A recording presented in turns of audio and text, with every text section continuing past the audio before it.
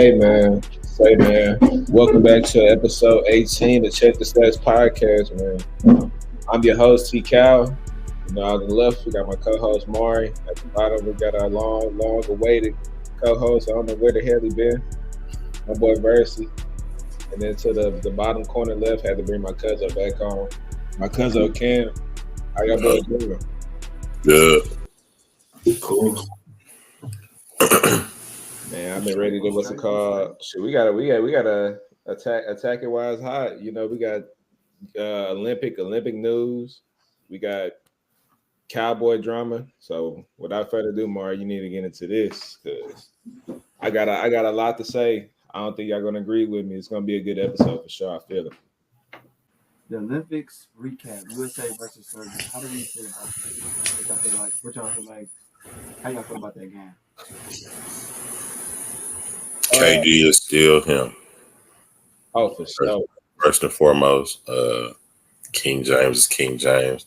I thought they started off a little slow offensively, not coming together with only maybe a week or two of practice. That's expected, but at the end of the day, the boy is still him. So I think they'll be okay.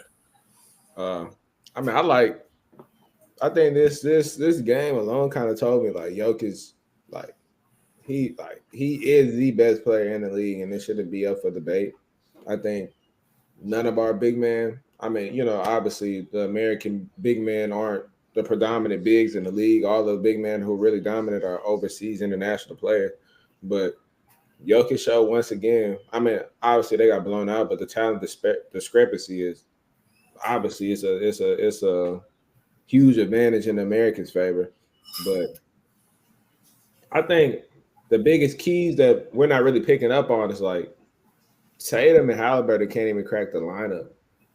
And also, Embiid is kind of out of sorts with that group. Like he doesn't fit what Team USA basketball is supposed to look like with the talent that they have around him, because the team isn't going to be based solely off of Embiid because he's not the best one on the team. So this not going to be a Embiid. You get your touches on the pose. We run a lot of pick and roll, pop, and like we're not doing that. Like you got LeBron James, you got Steph Curry, you got Kevin Durant coming off the bench, you got Anthony Davis that kind of a better fit and gels better with a group with Bron and Curry, and he fits well. Like even guys like Bam, to say that not necessarily better than Embiid, but I think fit wise on the team they fit well with him. So I feel like he should have really been playing for his hometown, his own state or his own country. I don't think he should be with Team USA. And I think internationally it's tough as a big because Embiid he's definitely going to be ball dominant. He needs 30 touches a game, whether that's in the paint, short corner, mid-range jump shots, whatever the case may be. But I think internationally it's move the ball quick. How can we get to the ball? Who can attack the gaps quicker? I think giving it to Embiid every play like they started to do in the first quarter, I think that kind of slows the game down and it kind of throws the rhythm off in a sense. Having to feed somebody, 15, 20 times in a 40-minute game, it kind of throws off everybody else because it kind of seems like you force feeding them at that point. But I think if they just move the ball, I think honestly I probably would start AD over Embiid. But I think he gives you a little bit more versatility on the floor as far as defending and space on the floor for KD, Book, LeBron, whoever the case may be. But I think Embiid in international play, I think it's going to be tough for him. I think he's more like – I think Embiid's kind of making the case too in a sense. Like he needs to play with like a certain type of star. And I think Tyrese is like that perfect co-star. He can't just play with any type of – you know how everybody – we wanted – if it was a big superstar in free agency and Philly had the money, we was always saying Embiid with him, that'll be dangerous. Embiid with him, that'll be dangerous. But like now we're kind of seeing like Embiid's style of play isn't for everybody. So if you can't spread the court and cut whenever they throw a double team when you're playing with Embiid, then I mean you're not going to be effective with him. So I feel like they should honestly bench him. I think they should obviously do what Cam said, bring in Anthony Davis for the starter off. I mean, you doing what you have to do. Tatum, he's a NBA champion and his co-star Derek White taking all his minutes. So it's a kind of like talent. At the end of the day, it don't matter what you accomplish, it matter about the fit and what's going to benefit Team USA the best. And I feel like Embiid is slowing it down. I mean, you see how smart Steve Kerr is by leaving Tatum and Halliburton on the damn bench. I mean, sure, I got to give you a round of applause. That's excellent work because you're just making my case even more clear why I don't believe Tatum is a top 10 guy. He can't crack a top. He can't crack the rotation on a Team USA team despite the fit. If you that guy, you gonna play. It don't like if Anthony Edwards. Do you think he fits into what they're doing in a sense? I mean, I think Anthony Edwards is a little more isolation, and I think they know that, but they know how good Anthony Edwards is, and they know we can't leave his ass on that bench. So I feel like with Tatum, it's like I know Brian, I know KD, I know. I mean, I'm really the only two that's truthfully at his position that's really in front of him.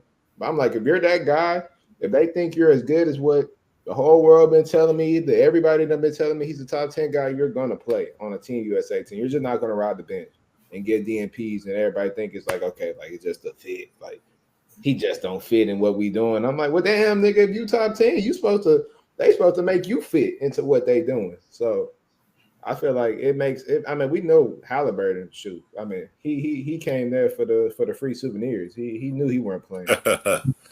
So I mean, Tatum is. I think he's the biggest shocker who's getting DNPs. To say Derek White came as a later rival and he's getting playing time, but we all know what Derek White brings to the game as far as like impact, the stat. I mean, basically the impact that you don't see on the stat sheet, defensive presence, being able to make an open three, being able to play a ball at times. Like that's why him and Holiday, they're in the game because those are the perfect guys to put against stars because they're selfless and they know they role and do it to a T.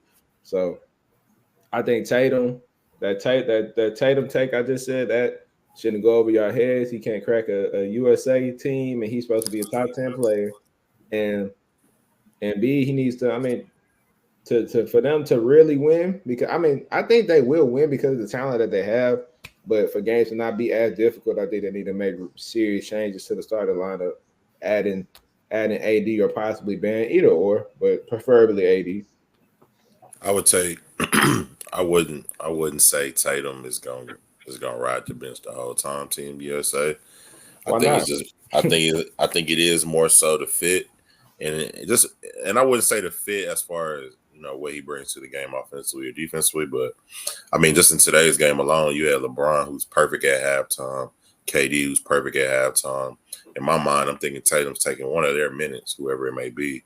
Um, I wouldn't play him as a guard. You already got too many guards, so he's going to be in there anywhere from the 3 to the 4 spot. I mean, you got KD who was I think 5 for 5 at half, finished with like 23, 21 points. I think LeBron finished with 23. I mean, you got to ride that high hand. So I feel like today it wasn't really a spot for him to get in there. But going forward, I definitely think he'll see the court, whether that be 5 to 10 minutes, 10 to 20, who knows. I mean, you're saying that, but from what I've seen, it kind of seemed like he knew coming into the game that That he might not. I agree with yeah. you. So It is. I don't think it were nothing like to oh damn, like KD got a hot hand, like And I think them lineups are going to continue to change. KD not going to come off the bench. oh for sure. So I'm thinking that's going to be already a change in itself. I like the Steph Drew Holiday Book combination, but I mean it was kind of slow to me to start off. So I mean I get Drew Holiday as far as defensively, but Steph, maybe I'm thinking Steph, AD, LeBron, KD. I'll go Ant Edwards at the 2 and let them boys go out there and just rock. Now, granted, Devin Booker is Devin Booker. I think he could shoot way better than Anthony Edwards, but offensively and defensively, I got to go with Ant. Charlie, you can go. Man, I ain't gonna lie. I feel so stupid. How many times? Hey, go Man, ahead. how many times? Man, how many times I've been vouching and trying to show love to a black man and Jason Tatum. You know what I'm saying? Trying to say that he's at the bottom end of the top 10 in the NBA, and this man out here getting the same amount of minutes for the Olympics as everybody in this episode. Seriously, a big fat donut. I mean, from what I could tell from this whole Olympics ride that we're on right now with Team USA for this year, I feel like Steve Kerr's still kind of tinkering with this lineup, trying to figure out what the right buttons is to make this team go better than what it has been. Obviously, with all this talent, it's kind of like, okay, we're expected to win because nobody on the earth has more talent than the USA in basketball. But as far as efficiency goes and as far as productivity, he's still trying to figure out things. We obviously know that MB doesn't necessarily gel the best. We all know that KD doesn't deserve to be on the bench. But when you're going up against the likes of other teams, you have that luxury, even with it being the Olympics. It's like, okay, we can figure out who we can do this against because while these teams are the best that the country has to offer, they're nowhere near our talent level. Um, KD with the hot hand, obviously 5 for 5 from deep, 7 for 7 at half, only missed one shot the entire game is crazy. Bron at the age of 96 still doing his thing. Uh, Halliburton, they're being the best water boy in the Olympics, but it is what it is. What I'm curious to see is how they fare in their next game against South Sudan, because we seen in the exhibition game, them boys came to play. It took a last second shot and on the defensive side of the ball, it took a missed putback attempt just for USA to walk out alive with the skin of their teeth. Hey, William Gay, bro, he on that type of timing now. Exactly. Them boys ain't nothing to play with. They ain't no joke. But I feel like Team USA will be fine if they just tinker with the lineup a little bit some more. They have a couple more games under their belt. Obviously, it's group play, so these games are for real. They are for the whole thing, like medals and everything like that. But I think that they'll be all right. Maybe some minor adjustments with how many minutes each person gets. I don't expect Tatum to get more DMPs, but I have been wrong before. I'm obviously looking dumb in a mug right now, so we'll see what happens. Hey, I'm glad. It takes a real man to accept his failures. Uh, To say that you done had a lot of bad takes on this Tatum guy. I mean, how many times I have to continuously tell you he's not that guy? And I Man, mean, Steve Kerr clearly looking at it like he's not that guy either for this rotation. And if you're a top 10 player, they're gonna find a way for you to get on the court some way. It don't matter how many people at your position. If you're that good, they're gonna find a way. And they just shoot. He's a better asset on the bench, giving daps when niggas coming to the bench than he is used to them on court. So I think Team USA. I think the best starting lineup that I would personally put out there would be Brian, Curry, AD, D Book, and Holiday. I think they all kind of complement each other. D Book is he's good off ball. Brian would, for the most part, be on ball with that lineup, and they will give him the necessary shooting and also the rim protection and lob threat ability with Anthony Davis. I think that's Team USA's best five lineup that they can probably potentially put out there. I would say probably take out Book, add KD. Because I just thought about him, so I don't want to be disrespectful to KD. So add KD, drop Book. So Brian, AD, Drew Holiday, Brian, and Steph Curry. I think that'll be the best USA five. I don't know how late they will take to get to that, but I think if they want to go far, go out there with those five, and then everybody else kind of find their minutes as they may. But I feel like that's the best five combination that we have in order to win gold for I sure.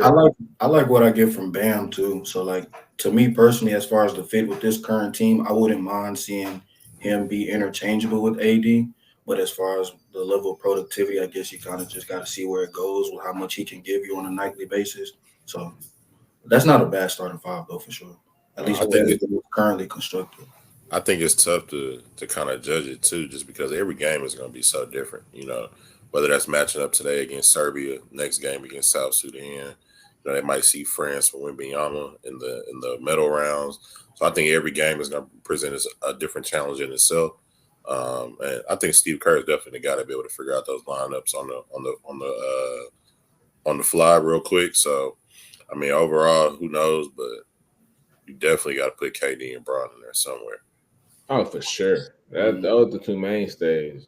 And Curry. Everybody else Trying to fit interchangeable. in where you can, but Yeah. I Done mean the three they look main. like they've been there before, and I know they have, several times, but it's just another day at the office for them. Shit, that's Absolutely. first ever international player. First ever Team USA game. Mm.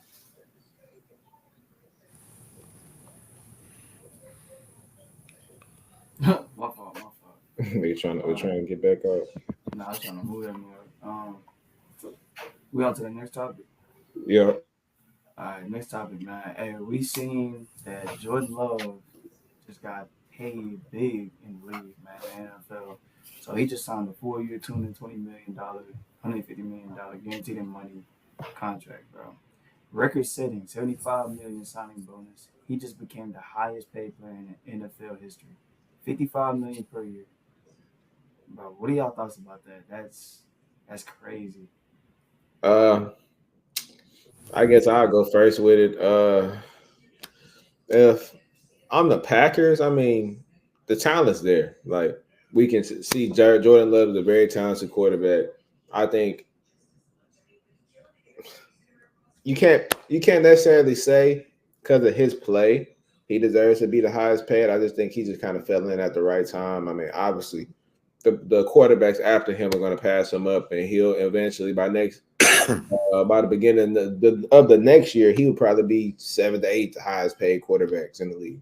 But I think that's their franchise quarterback. I think he hasn't even he's not even close to his potential as a quarterback for that team. I think he has a lot of similarities to Aaron Rodgers. I think he might be. I want to see how Caleb Williams come out the gate. But as far as the young guys with the most potential, I think he's right behind CJ Stroud.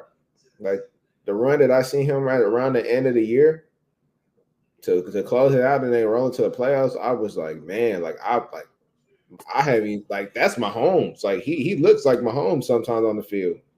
So I think Green Bay got it right. I think, it's unfortunate that he came when he came. So he you have to pay him the highest, the most money in NFL history, even though we know who the best quarterback is. But securing him for additional at least 3 more years is a humongous blessing for Green Bay. Glad he got the contract, and I think by the end of next year he'll for sure be a top 10 quarterback and the best quarterback in the NFC. A hot take. Starting off, I would say it first off, it fits the Packers mode from all the way back to Brett Favre, bringing in, drafting in Aaron Rodgers, develop him, having him sit for a little bit. Then Brett Favre left, Aaron Rodgers stepped up. Aaron Rodgers did his thing. They drafted Jordan Love in the first round a few years ago. He said, waited his time, came out, capitalized on his opportunity, and now he's the highest paid quarterback in the league, which won't last long, but I definitely think it's off of potential. Very young core around him. I don't know Jordan Love's age off the top of my head. He might be, what, I 25, mean, 26. yeah, You bring in him. You got Romeo Dobbs, who's young on the outside.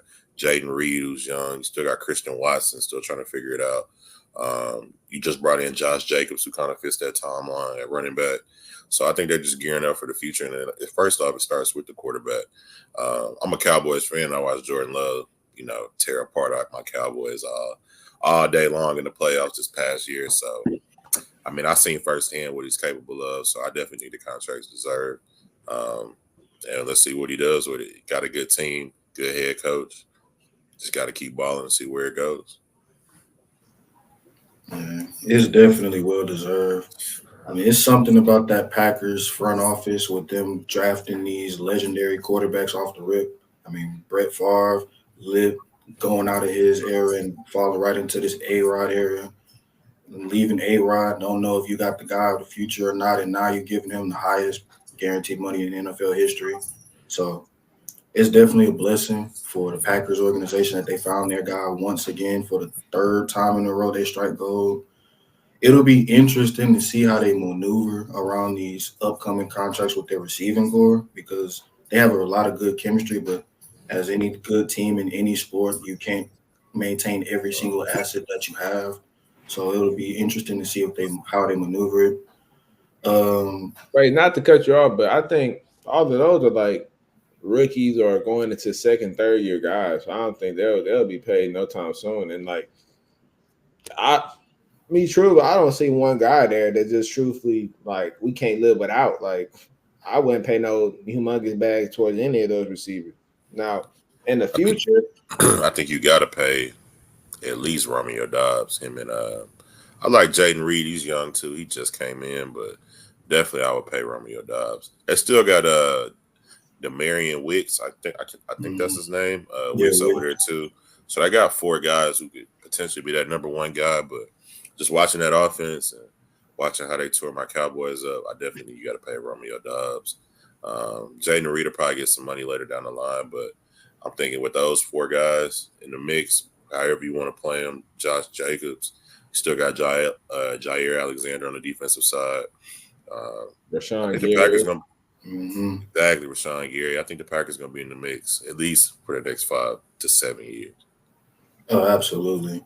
And the only reason I mentioned that, even though they're not coming close to paying those guys off the rip, those receiving cores, or the receiving core for the Packers is, well, you want to keep continuity between the quarterback and receiver. That's always a plus, especially if y'all are productive. This is a better season than what we've seen from the last year that they had Aaron Rodgers. So that's obviously a great sign, great addition that they got Jordan Love, obviously. But obviously they needed to get a nice deal for him because he is the future of that team. He might debatably be one of the best quarterbacks in the league off the rip based off his performance of how he ended the year. If he could start the year off the way that he finished and make that a complete package, then the league's in for a rude awakening, especially in that NFC. Oh, that's different. Nah, I feel like acquiring the Packers acquiring him for 4 more years is great. You know what I'm saying? They had to drop a bag on him because they already know that's their guy. He has hella potential. Like y'all said, he has potential out the roof. Shit, he can be a top 10 quarterback, literally. So, like Charles said, if he start off how he just finished, you know what I'm saying? Like he gonna have a great year and shit. He gonna be solidified in that top 10 for sure. Um, and with that receiving core that he has, I mean, they have like the Packers have a pretty damn good receiver core. A lot of fast guys that can catch, run routes pretty well. Uh, the acquisition of Josh Jacobs, great pickup. And they have a pretty solid defense as well. So it's like I kind of want to say the sky's the limit for the Packers, but you know what I'm saying? Like we're gonna be seeing them for a long time in the playoffs. I feel like. They for sure. I feel like they have the capability to, do good things. I don't know about winning the Super Bowl, but I feel like they can go on a cool little playoff run, like a deep playoff run. You know what I'm saying? So that's my thoughts on that. I don't, I don't know. I don't know if y'all talking about Tua too, but Yeah, he didn't say it yet. yeah. Oh, my bad. My bad. Nah, you you good, you good. I gotta pull that because my phone keep cutting off. With Tua signed a big deal as well. He's the third highest. Yeah, wait, no, he's the fourth highest paid quarterback in the league right now. He just signed a 4-year, 212.4 million, 160 million guaranteed money, 53.1 million per year. Just made him the fourth highest paid quarterback in the NFL, man. So how do y'all feel about that? Do y'all feel like the Dolphins made the right decision, or what are y'all thoughts on that? I mean, I think me personally, I'll start off and I'll pass it to Cam. Uh, I'm not the biggest Tua guy. I'm not gonna lie. I think he's a very injury-prone quarterback. He's shown in previous years. I don't feel like his arm is strong enough to be my franchise guy. No matter how well he can dink and dunk it, and his pure accuracy and stuff like that, like not take away nothing from his ability to throw the football intermediate and short. But at the end of the day, in a franchise quarterback, I'm need you to play well in January and potentially February to get to obviously February Super Bowl time. So I would leave that Tua. I mean, he's horrendous in the cold. So that's for starters. So like, how can you like we seen the year Tua had when he didn't have Tyreek and Waddle. Then once he got Tyreek and Waddle, I mean, obviously it changed life, but what have you got out of that? You haven't got a playoff win. You haven't. I mean, it's a reason why it took you this long in order for you to give him this guaranteed money.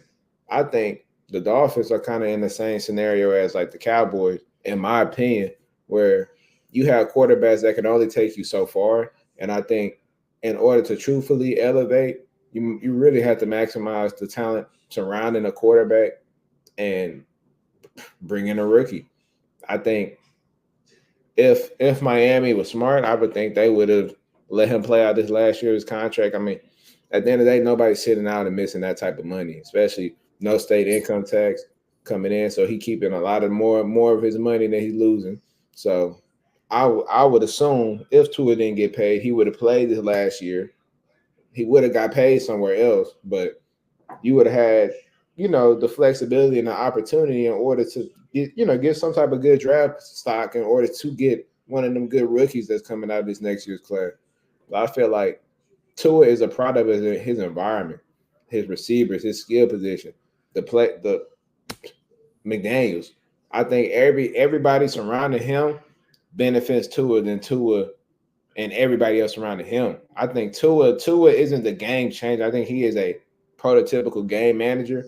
He can't elevate your offense or your team to that next level. And I think the Dolphins truthfully made a mistake. That was not a guy that you were supposed to secure long term and say we might have to lose out on like Tyreek Hill. We might have to get off a couple pieces because we gave you so much money where we can retain all this talent. And the whole time the talent been better than the quarterback play, and they just paid the quarterback a shit ton of money. So I mean, the Dolphins, I feel like you got it wrong. You could have lived life without Tua and restarting, but it is what it is. You here now, and you for sure about to lose a couple of your skill group guys that made you as good as what you really are. It wasn't Tua. So I would have to. I mean, I agree with some of the things you're saying, but first off, I'm gonna start off just from a GM's perspective and just building a football team. Sometimes I feel like the grass isn't greener on the other side. Like we think we can go out and we can easily go get another rookie, bring that guy in. He might have the big arm. Might throw it further. He might be able to run faster, but you got to kind of find that guy who's able to gel with his teammates, fit that mold in the locker room, lead the team, be productive on the field. I think Tua has shown that in the little time that he's been with Mike McDaniel. Now, as far as the other skill position players on the team, I mean, I think it was due. They just redid Tyreek's contract this summer. They just paid Waddle. Tua was due up. So keeping those three guys together, I think is important for that organization and their success going forward. But I just want to talk a few numbers about Tua's productivity. The Dolphins actually led the league in yards in the game this year. They averaged 401.3 yards offensively per game. That's with Tua at quarterback, Dinkin and Duncan. And now, granted, you got the fastest receivers in the league. You got Tyreek Hill running. That's the skill position in the league. Don't say just receivers. Best skill position when you got Tyreek Hill who can run 90 miles per hour, Jalen Waddle who can run 90 miles per hour. You still got Devin A-Chain, Raheem Mostert, quickest guys in the league. I mean, 401 yards per game. They go for no 401. He was 400. The offense averaged 401.3 yards a game. So they led the league in offensive yards per game. Secondly, they had the second ranked best scoring offense, averaging 29.2 points per game this season. This is all with Tua at quarterback. After that, they had the sixth best rushing offense in the league. And there's 32 teams, so they got to be at least top 10%, top 5% of that. From there, they ranked seventh and third down completions at 42.1%. They've been playing really well all season. I think that's a product of Tua. It's a product of the offense. I mean, granted, he didn't, play his best ball going to go play the Chiefs in the playoffs this year, and that's remained to be unseen. And the quarterbacks are judged by what you do in the playoffs and big moments and things like that. But I think you, just like Jordan Love, you got to pay him kind of off of the potential and what he's shown so far. And these past couple seasons, the Dolphins have been really good on offense. And they just got to continue to grow from there, locking up those three guys, Tua, Waddle, Hill. You got A-Chain, who's young. They brought back Mostert. You still got Ramsey and those guys over there on defense. I think they got an opportunity for success. Now, granted, you're in the AFC. You got to play the Chiefs, play the Bills. You got to play the Ravens, the Browns, all those people. But I think the Dolphins deserve to be in that mix as well. I mean, not to cut you off, Charles, but I mean, Tua didn't play the fights as competition. I mean, playing. I mean, let me just read you some of these opponents that he had to play. Mind you, they're not playoff teams. You got Chargers, you got New England twice, you got Denver, you got the Giants, you had the Panthers, you had Vegas, you had Washington.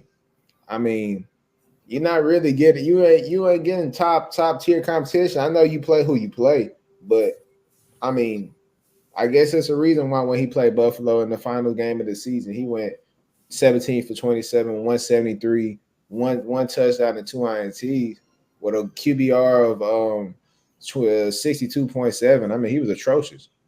I mean, let's being honest. I mean, Tua, he's what we. I mean, he's a work in progress, just as Jordan Love is. I feel like you gotta kind of take those wins with the losses. Nah, hit potential. I think Tua. We see what he is. Like, I don't think there's no upside from Tua. Like, what can we say Tua? Like, we know what he's missing, but do we truthfully think he's going to come year 5 any what different than he did from 1 to 4? I don't think so. I think he's a 16th, 16 and 18 ranked quarterback, and I don't you don't pay those type of guys that type of money. Like, I would take Kirk Cousins over Tua. Me being personal, like nothing against Tua, but I like Kirk Cousins better than Tua. I think he can do more with less, as he's shown. I mean, Tua is blessed with just gadgets of I mean, he has the fastest skill position in NFL history. So, I mean, it don't really. I mean, I don't want to say it don't take skill to just get it out to them guys and let them run, but I mean, we seen him kind of underthrow passes, and they still coming back, catching them, and still taking it to the crib. We see them; they can take a bubble screen and take it to the pad. Like, it, I don't think the offense is predicated towards, or obviously you see the decline if Tua isn't on the field, but we're saying if you plug in another starting NFL quarterback into that system, I think they would be even better with majority of the quarterbacks in the league. So, I mean, I think Jordan Love's contract situation is extremely different, especially only seeing 1 year of him. But obviously, you can tell, like, Jordan Love, this isn't his ceiling. I think we done seen Tua's ceiling. Like, I think the highest we done ever seen Tua when he was beating the Ravens, and he was like, I think that's Tua's ceiling. And that's if he can play like that a whole season, he's a top 12 quarterback. And I think the Dolphins will be okay with a top half quarterback controlling the offense, but not at that price, of course. So I just think you should. I think they made a mistake, but I mean, maybe I have to eat my words, but I just don't believe into it like everybody else does. You alluded to Tua's situation kind of similar to Dak, and how his supporting cast has to kind of elevate him to new heights because they don't have another gear to go to, essentially. At least that's what I'm taking from your words. I think with Tua's situation with the Dolphins, you'll live with that. And the reason I say that is because as a franchise, I mean, like, they haven't had the most success in the world. I mean, outside of Dan Marino, what do they have to offer from the QB position as a whole towards the NFL landscape? Tua has probably been the best quarterback that they've had since the days of Ryan Fitzpatrick. And that's not really saying much. They chill on my boy Ryan now. What a Fitzmagic was something now. He was something. I mean, he was something. Don't get me wrong, but that something was a journeyman. I mean, you got someone that Miami considers a franchise player for the team in Tua Tagovailoa. He's obviously not the greatest quarterback in the world. He doesn't have the strongest arm, but I think what benefits him is he's really good in his role. I mean, Cam kind of alluded to it. The grass isn't always greener on the other side. I mean, you can't just expect to pick and plug any other quarterback on that roster, especially with all the talent that you have from in Miami, because with all that talent, the fastest receiving core in the league, the fastest offensive unit in the league, the best offense in the league in terms of productivity last year, you're not really looking to kind of build off of that with a rookie or someone that doesn't know the system in a free agent quarterback or someone that you're looking to trade assets for in order to get to new heights that Tua hasn't taken you to. With his contract situation, it's kind of crazy because that's the biggest contract in Dolphins history, and it is what it is because they kind of need him.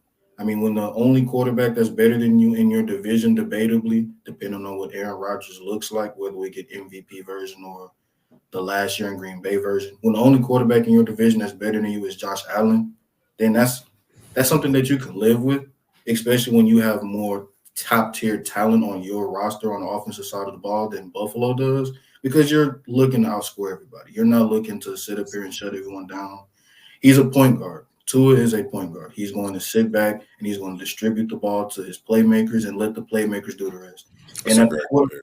and at the quarterback position, that's all you really ask for. Even if he is not a playmaking type of QB that'll take you to new heights like a CJ Stroud, Joe Burrow, Patrick Mahomes, Josh Allen, Lamar Jackson, it is what it is. You don't have to be that type of player in your role. You can be a Jared Goff. You can be a Brock Purdy. You can be someone that's capable of being a game manager at a better than average level, and that enough can suffice to a successful season, especially for Miami's sake. Because boy, when I'm gonna get to him. Trust me, I'm gonna get to him. I mean, my take back from that is, I mean, obviously you can't just throw a backup in there and the offense is to run as smoothly as is with Tua. Tua is a starting quarterback in the league. Don't get me wrong, but I feel like if you check around the landscape, I'm pretty sure Miami would take about 18 to 20 of these other quarterbacks than Tua. And I think it's gonna be a harder contract to move off of, simply the fact you pay him $51 million annually. Like that's ridiculous for a guy of Tua's talent. I mean, throw 51 mil in 3 years won't even, that'd be everyday money for quarterback position at that point. oh But yeah, in for three sure. years, 51 might be, 81 or 80, 75, who knows? But Um, I feel like, and even then, paying him 51, he's still not even, what is he, top five? Yeah, he the fourth highest paid. So I feel like you got to get that man. And I feel like if you don't pay him, it's going to be a similar situation to that. You're going to wait to the end. That price going to keep going up, keep going up. And by the time that gets paid, who knows what he'll command? He might ask for 65 on the market. So And he might get it too. I think I think from my ownership perspective, it comes down to, you know, what are you willing to do? Do you want to kind of wait and, have an opportunity to maybe pay, 20 million plus on top of what you would have paid? Or do you give him that opportunity now to show himself, and then in 4 years you revisit again? And another thing that you got to point out as well, kind of similar to the Dallas Cowboys, is how I look at how Tua and Dak's contract situation is. But one key difference is you compare the franchises. Like if you look at it from an ownership perspective, the Dallas Cowboys are getting the same level of production from Dak Prescott as they've gotten from Tony Romo. The reason why they are in these contract negotiations and they're still kind of, should we pay him? Should we not pay him? Should we let him walk? Is because they have not seen any level of progression towards their goal of a Super Bowl. Miami, we don't necessarily think that they're going to be hoisting up the Lombardi anytime soon, but from their franchise history, for as long as they've kind of been at the bottom of the league in terms of what they're capable of doing, to now being a fighting for top in the division, fighting for a number one seed in the AFC, that is something that they can hang their heads high on, even with all these low successes, because they are still successful things for a team like Miami. I mean, and Tua is a big part of that. Whether we like it or not, he is a key component to what Miami is capable of doing. I can agree on that. Tua may not be like the most talented quarterback. He may not be a Patrick Mahomes. He may not be a CJ Stroud or any of that. But I feel like Miami, they look at it from a standpoint that he gets it done for us. You know what I'm saying? Like in a sense, you know what I mean. So it's like it's either we go on the market and search for a free agent quarterback, and hell, we gotta teach him the ropes, everything like that. We gotta get him accustomed to the team and all that. Or we get a rookie, we gotta do the same thing with teach him the ropes, learn the playbook, all of that. So it's like I feel like with signing Tua, uh, the pay was a little high, but it's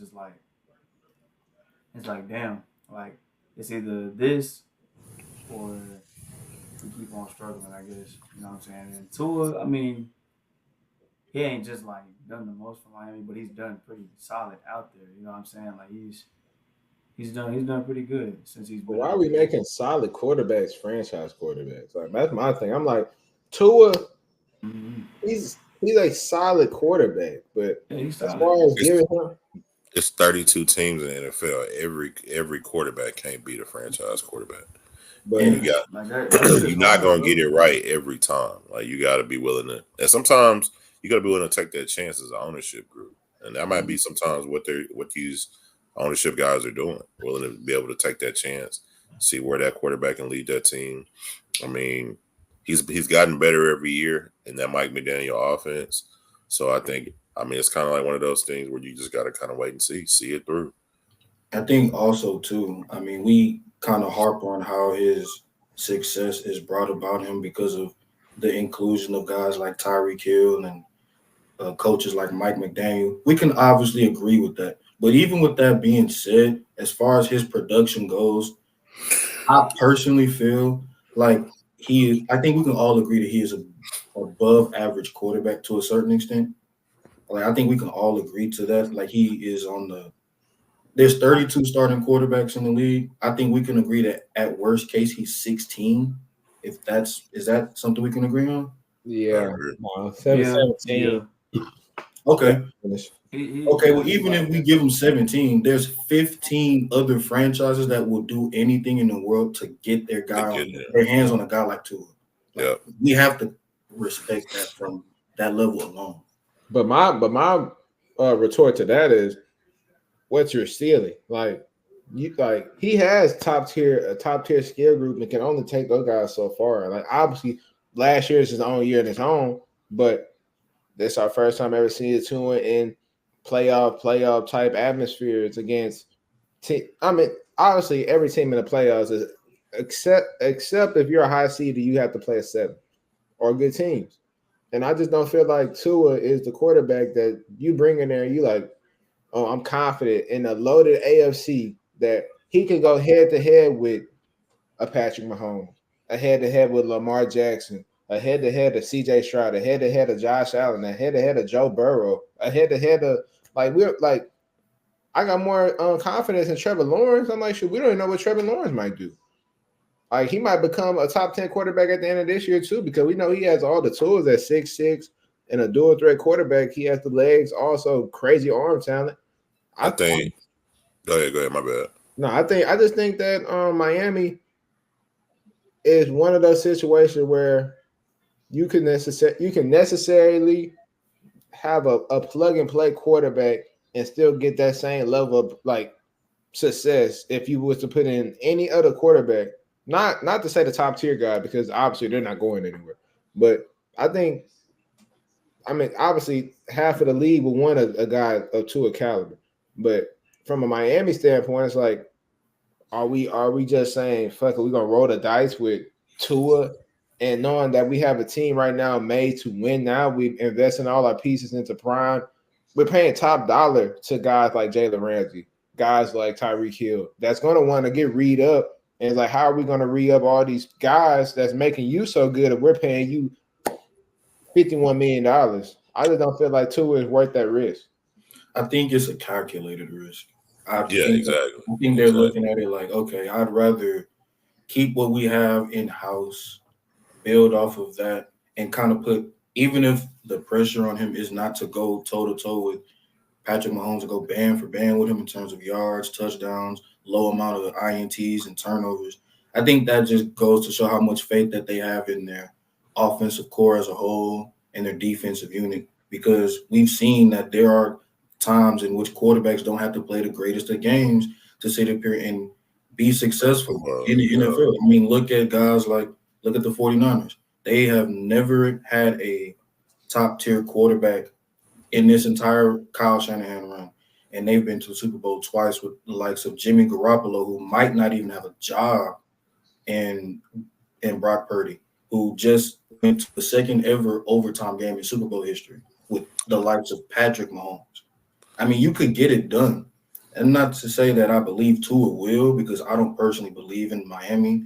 But from their standpoint, I think that they'd rather run it back with him for the simple fact that they could put all the pressure that they want rolling the dice, not just on him, but on the shoulders of Tyreek Hill, on the shoulders of Jalen Waddle, Raheem Mostert, Devon Achane, Jalen Ramsey. I feel like that's what they planning on doing. But I that think too, I'm it's talking like now I'm gonna say real quick, you can go Kim. But my only thing is to that is like the 49ers, like teams of that caliber, they're not pass first team. They have a good pass attack, but their identity is solely based on running the football. Their own running scheme. That's all the 49ers are. So you don't necessarily have to be the greatest quarterback to play in that system and have success. I think from a Mike McDaniel offense, I think that they're pass first guy like that. They're a pass first offense. I mean, how can you not be with that? The personnel you have around, you have nothing but speed. So, and to say that their offensive line isn't necessarily a strong suit, I'm saying if your identity is based off your quarterback instead of the the running game, I don't think you can be successful and have that level of success like the 49ers with a mid quarterback that you're going to eventually be paying a lot of money to, because their identity isn't based off of their quarterback. Their identity is based off of the run and the scheme. Mm-hmm. well, in that case, I mean, every team is going to be different, whether they run the ball, pass the ball, whatever the case may be. But I think it's hard as a GM and as a head coach to walk in the locker room with guys who are, plus 27, plus 28 and say, hey, I don't believe in this guy we got at quarterback right now. I want to bring in a rookie, or I want to bring in a guy who I haven't really seen before, or who might not even be as proven as Tua is. And we talk about, 14 to 15 other teams that could easily utilize the services and will be happy. But I think about those teams as well. Who off those teams would you take and plug in Miami and still get that same amount of productivity? Whether that's number one in offense, top 10 in third down conversions, top 5 in points. It's like, I think you just got to continue to build off of that and try to grow and kind of see where that goes. But I definitely think you can't take, 15 other guys in the league and plug them on that team and get the same results outside of those top tier guys. And keep in mind, too, you mentioned that the 49ers is predicated on the run game. Obviously, I mean, we know that that's what their identity has been for years and years. And I'm not saying this just for it to be a one-offer or a one-liner, but, I mean, when you have the best player at their position group in the entire league, that kind of forces your hand. They got Christian McCaffrey. They might as well use him. Tyreek Hill is debatably the number one receiver in a lot of people's eyes. You might as well use him and be a pass-happy offense. You got the fastest dudes in the league on your squad, and 3 different players as a whole. Might as well use them. You're not going to sit up here and hand the ball off unless it's on a jet pass, a jet motion, a orbit with Mostert and A-Chain. Unless you're not going to be running the ball up between the tackles as much when you have guys like that you could just hand the rock off to, and they could take it to the crib in like a couple of seconds all the way down for an 80-yard score inside that painted end zone. So it's like you kind of forced your hand no matter who your quarterback is going to be. I mean, so your quarterback can be Trey Lance, your quarterback can be Davis Mills, for all that I know. You're going to be pass first no matter what, no matter who it is. I mean, at the end of the day, if you're okay with your ceiling to be the best case scenario, we make it to the playoffs and win a playoff game, then you made the decision with your franchise quarterback in Tua. But as far as Super Bowl aspirations, as Miami are paying Tua for his services because they believe that he is the missing piece to that championship puzzle, I don't think you're going to get that. And I think your ceiling with Tua is going to be capped at a certain limit, which is basically pray that you can get a game against a decent opponent, you sneak out and win. But I don't think with these AFC teams that are evolving and coming forward, I mean, we probably have the top 7, top 8 quarterbacks in the NFL right now. And to say that Tua, he's not even a part of that group, and the top quarterbacks on that team necessarily don't have better teams than Miami. But going into that game, you looking at that team. I mean, that team and that quarterback that they'll have, either if it's CJ Stroud or even the Josh Allen. Like I feel more confident about Josh Allen and the Bills than I do the Dolphins this year. So, I mean, I think the quarterback position is a very obviously it's a very prestige position. I think that obviously it's only 32 starters for a reason. Hardest position in sport, but I would say I would like shoot. I would be opposed if we could have seen Dak in Miami next year to pay a little more for a Dak and that level offense. I would kind of like to see that. I would think Dak could do a little better over there. I mean, to give or take with Dak, we know how I feel about him and his playoff failures. But I mean, I think you have more options. I don't think you just had to settle and pay Tua. But I mean, I guess I can agree on your perspectives of pay him now. It's going to be cheaper on the back end, and also it's an investment. I mean, it's not necessarily going to be 100% guaranteed, but I mean, it's a chance. So, I mean, I guess Tua contract is strictly based off of hope that he can be something, not off of what he is now. Yeah. Even though I think he tapped the ceiling.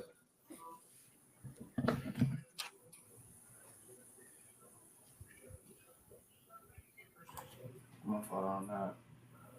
All right. Next topic, man. So let's get into the Cowboys. So they haven't signed Dak or CD. So what are your thoughts on that, man? Do y'all think the Cowboys will sign Dak or who do y'all think the Cowboys will sign first, bro? Before the first game, Dak or CD? Who y'all got? Well, I'll start it off. I'm a Cowboys fan since day one. Follow my boys every year. I'm at a game every year. I definitely, if I'm the Cowboys, I'm paying CD first. He's younger. He'll be around for the long term, longer than Dak will. To be honest with you, I'm paying CD. I think he is worth Justin Jefferson money. I don't know if you surpass Justin Jefferson, but I definitely think you give him something close to it, if not match it. Looking at their stats identical, they're right there neck and neck with one another. The impact that he has on the offense, I think, is unseen. I think he had 1,700 yards last year. Don't quote me on it. Really was the only guy we could really throw to consistently and actually get somewhere. We didn't have a run game last year. I think you definitely got to pay CD first. If I'm the Cowboys too, I would still pay Dak, but that remains to be seen. But you have to pay CD first. I think the Cowboys for sure have to pay CD. I think CD is a top 10 receiver. The bottom, he a bottom. He around the 7th, 8th best receiver. I think. What? I would say he might be top 5. Nah, that's pushing a little bit. We gotta respect. We gotta respect the real. Is Justin Jefferson top 5? Yeah, for sure. Oh, the CD is for sure then. Oh no. Despite the stats, I mean, we kind of looking at it. I mean, how many games did CeeDee Lamb miss in his career? None. Okay, so to say that CeeDee Lamb hasn't missed any game in his career, and Justin Jefferson missed a total of 6, potentially 7 this year, and their stats are identical, to kind of goes to show the separation between guys of CeeDee Lamb and Justin Jefferson. I think that stat in itself is a little flawed. Not to cut you off. I mean, CD played 2 to 3 years with Amari Cooper. So what that mean? He had Adam Thielen. Adam Thielen was still kind of at the top. Obviously, Adam Thielen, Thielen, and Amari Cooper, and that's all I'm gonna say. Yeah, y'all just figure that part out on y'all. Adam Thielen wasn't good back in the day. Amari Cooper. This is Amari Cooper, who attended the University of Alabama, played for the Raiders, came to the Cowboys, played for the Browns. I think he gave y'all 200 plus this year against the Texans. That's Amari Cooper I'm talking about. And then we're talking about Adam Thielen. I couldn't even tell you what he did last year. So I think playing with Amari Cooper for those couple years obviously affected the stats. If he was that number one guy like Justin Jefferson was coming in from the jump, I think those stats will still be similar. But I think I think if you pay him, you got to pay him to match Justin Jefferson. You got to. I think Dallas messed up by holding it so long, and so I they agree. forced their hand to have to pay him Justin Jefferson, if not better. Do I think he's the level of player Justin Jefferson? Hell no. Do I think he's anywhere close? No. But I mean, people, if you want to pull up them stats and kind of get that comparison, I mean, Justin Jefferson didn't play as many games as CD, and he's still above him in a bunch of statistical categories. I think Justin Jefferson. I'm not talking about Justin Jefferson. Let me talk about CD. I think CD. I think the Cowboys. You reach your limit when it comes to Dak. I think Jerry Jones, for the first time in a long time, is smart about these negotiations. I mean, you're not paying Dak top tier money to say that you're going to lead us to what, another another one and done in the playoffs, or we win one game and then we lose to the 49ers, or potentially now the Lions or the Packers again. So I'm like, I think you reached your meat. Your peak. You had this the previous. I think he had 3 All Pros on the offensive line itself, and an All-Pro receiver, and he.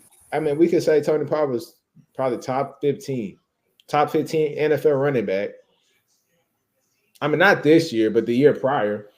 So I mean, I you can't pay Dak no more money, no more top tier money, and to say that you're going to be a serious contender, I just don't think it's a realistic possibility that you can do 4 to 5 more years of mediocre quarterback play, and then we'll get him next year. Or, like he threw for 4,300 yards, 30 some touchdowns, 8 interceptions, made second team All Pro, and now it's like, damn, like, we got to pay him. Like, I no, got I got one question for you though. I got one question. Who can you get to replace him? I, that's another scenario where I say it's the draft.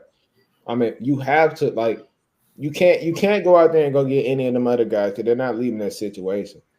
And you're gonna be in the same rotation of you'll be contending for the NFC East Championship. You might win it, you might lose it to Philly. But at the end of the day, you're winning one game or you're winning none and going home. So it's like you had them results multiple times. You haven't got the results you wanted as Jerry Jones as the owner. So why the hell am I saying I've seen about 8 to 9 years of this bullshit? I'm finna say fuck it. I wanna re-up with you because I think you can put me through 4 more years of misery and knowing he might perish any day. He done already talked about his mortality. That he know his time is coming to an end. He's old as hell. He just want to see the Cowboys win one more before he passed. And at Dak Prescott being your quarterback, I mean, I don't want to. I mean, I don't want to speak harshly, but Jerry Jones, you're not going to see that as your dying wish. If Dak Prescott is running your organization for the next 4 to 5 years, so I think getting rid of Dak Prescott, you can let him play. Let him play it off. Because he know he's gonna get more money on the open market for sure. And by all means, let him go. Because at the end of the day, you're gonna be in the same running cycle of okay, like he's giving me top 12 quarterback play. He's force feeding CeeDee Lamb that's always open in the slot. And we're gonna think he's a great we're gonna think he's a top 10 quarterback and he makes a second team all pro and we think he's the shit. And then he goes to the playoffs and wets the bed again. Like we done seen it over and over again. I think the Cowboys need to maximize on paying this skill position group that they're gonna have around them because they're gonna have Micah coming up soon. They're gonna have, I mean, they have to pay CD. I think Zach Martin might be retiring any second. So I think you maximize on paying that skill position and going to get in a rookie quarterback and restarting over and trying it over again. But you can't give Dak any money. You just can't. My thoughts on that. I really feel like they should sign CD for sure, especially off the season he just had with the Cowboys. They for sure should sign CD first. Like I said, man, Dak is getting old, and he hasn't done much. He hasn't done anything at all for the Cowboys. Honestly, he's done like a little something, but he ain't really done what they expected, what they wanted him to do. You know what I'm saying? Like he ain't got him to the bowl. He ain't got him to none of that. So I really feel like they should prioritize on signing CD because I mean the talent with CD. I mean hell, it's limitless, bro. Like CD is a great receiver. You know what I'm saying? And then with Micah, I mean, that's like, come on, man. Like that's Michael. It's Michael Parsons we talking about. Come on now, like gotta capitalize on that. So I feel like they're gonna have to come off that. If they're smart, they will come off that. You know what I'm saying? Yes, it'll be tough to like find their quarterback again that fits the system or whatever. But I mean, who's the quarterback? Who's the backup quarterback for the Cowboys? Trey Is Lance. it Trey Lance? Trey Lance. Cooper God Rush. damn, that boy still. I say Cooper Rush. Cooper Rush be balling us, so I can't knock him. That's the red haired dude, huh? Yeah, The best quarterback. No, he that's don't my want. thoughts on that. He don't want us a couple games. I can't hate on him. I think we had a segment where we was talking about who gonna get the short end of the stick on the Cowboys. I still stand by what I say. I don't know who I personally would pay. I would most likely lean towards CD's way, but from the perspective of Jerry Jones, especially with the loyalty he holds with his guys, I think he will pay Dak more likely than CeeDee Lamb. But I mean, the writing's on the wall. I mean, there's a quote that Dak had literally this week when they was talking about him and his future with Dallas, and this is quoting Dak Prescott right here.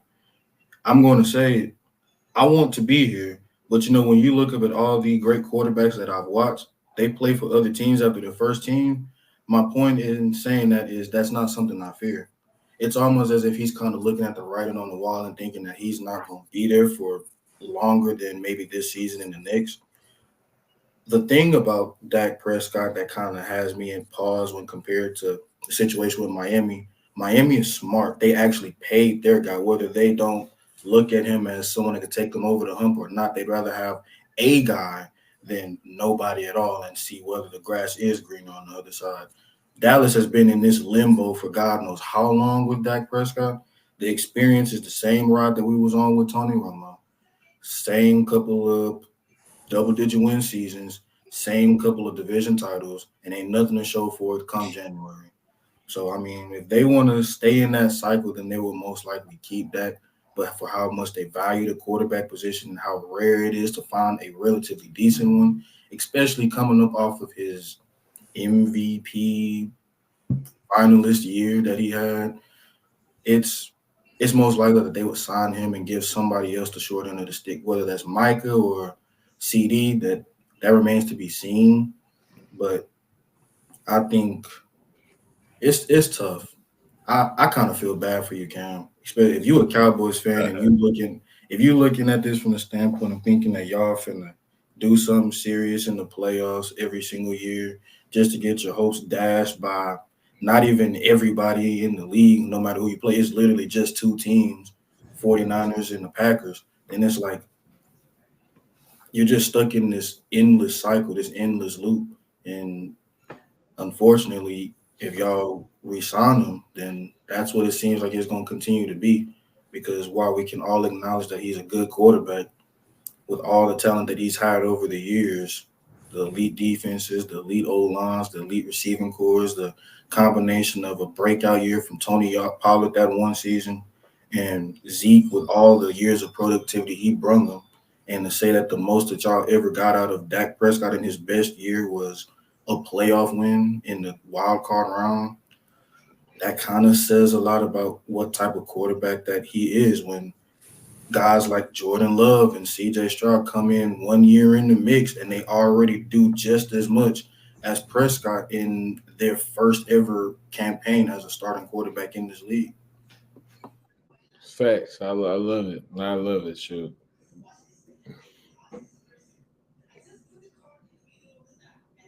God damn. I ain't gonna lie, that nigga Charles is oh man. Oh my god. All right. Got to keep it a buck, man. No, thanks. All right. Next topic, man. So this one will be so Huh? I mean you said give us your prediction. That's the No, we AFC. can't hear you.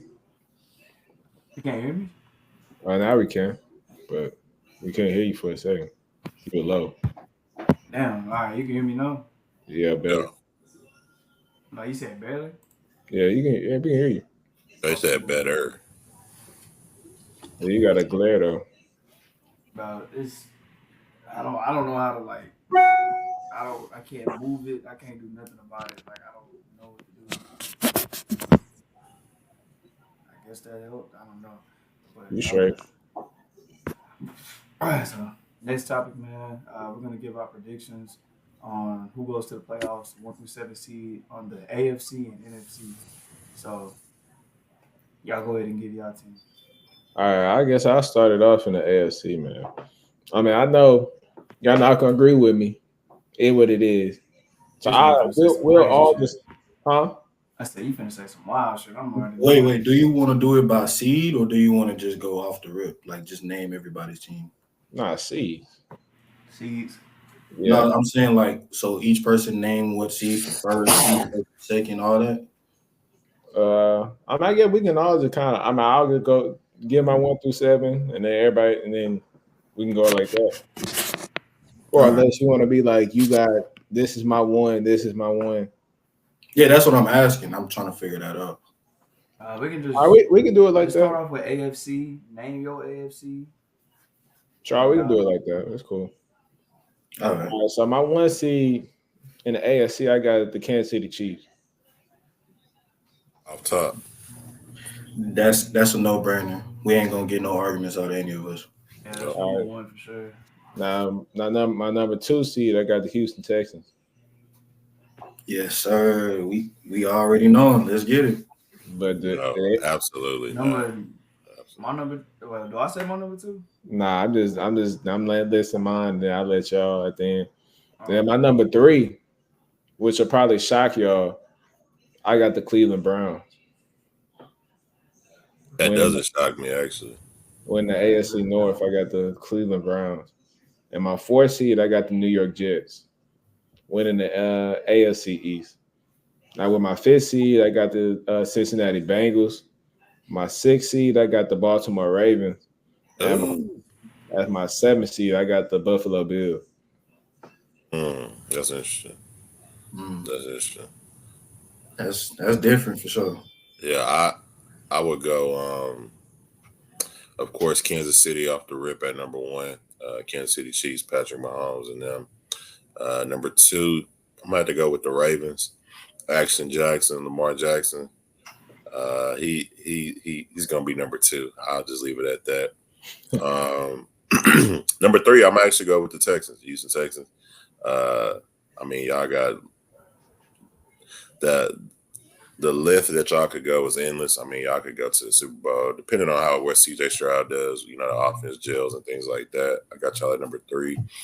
Number 4, number 4, I'm gonna have to go Aaron Rodgers with the Jets. It's kind of interchangeable for me. It could be 4 or 5 with him or the Bengals. So I'll just go 4 off of Aaron Rodgers. I like his game a lot. You know, if he comes in, he does what he's supposed to do.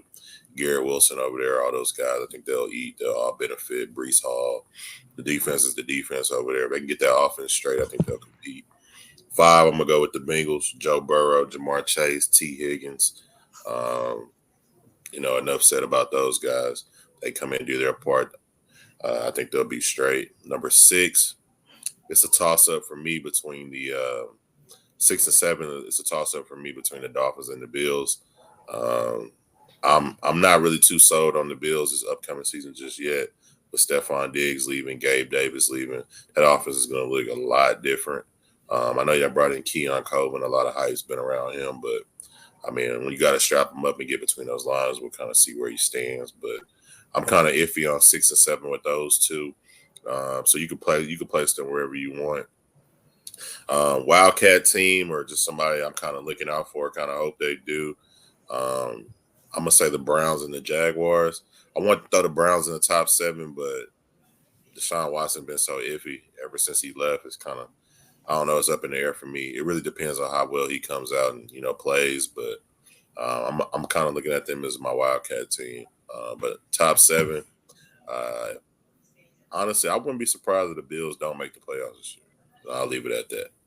I mean, I think the Browns, I mean, they had quarterback play from Joe Flacco. I mean, obviously, Joe Flacco, I'm not going to say it was the best, But I think he was kind of just like the prototypical gunslinger. He went in there, he threw the ball around, he didn't think about it too much. He just went out there and had fun.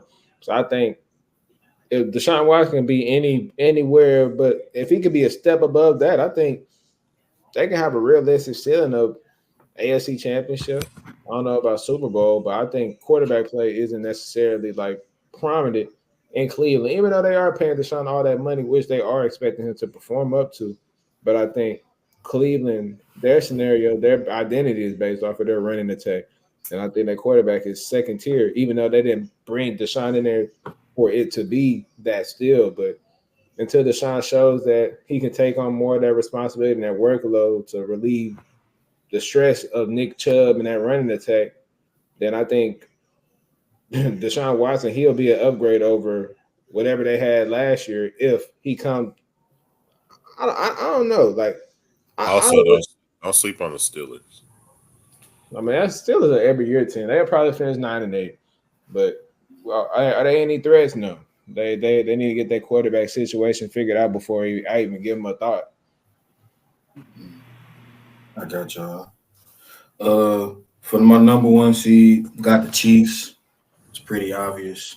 Now nobody probably gonna have them different at all.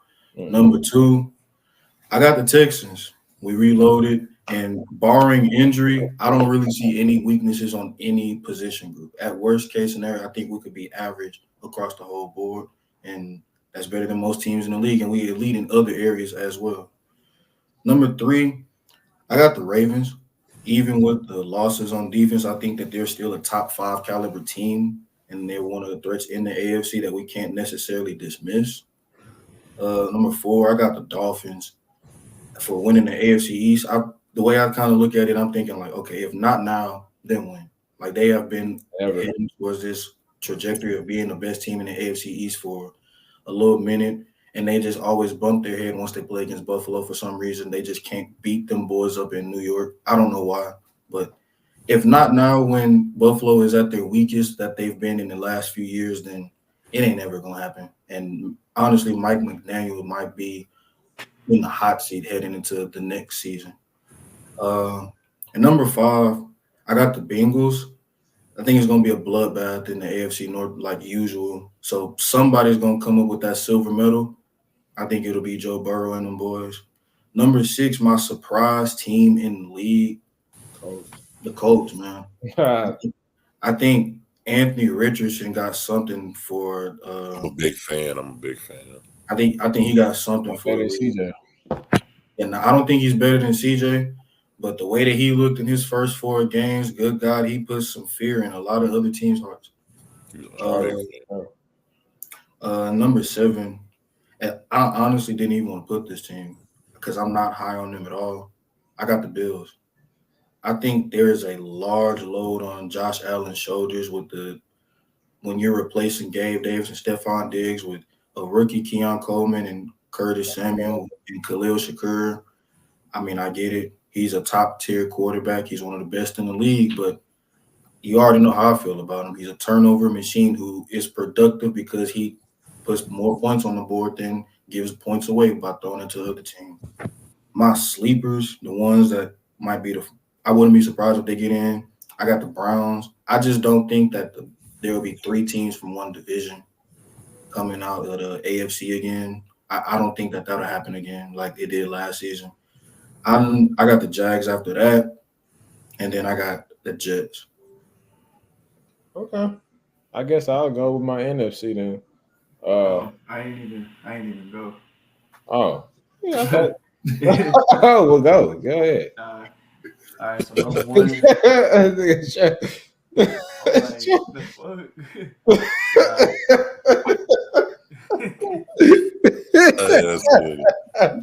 This nigga still Raise his hand up and everything. like. I thought he was out. I thought he went. Nah, that didn't go, bro.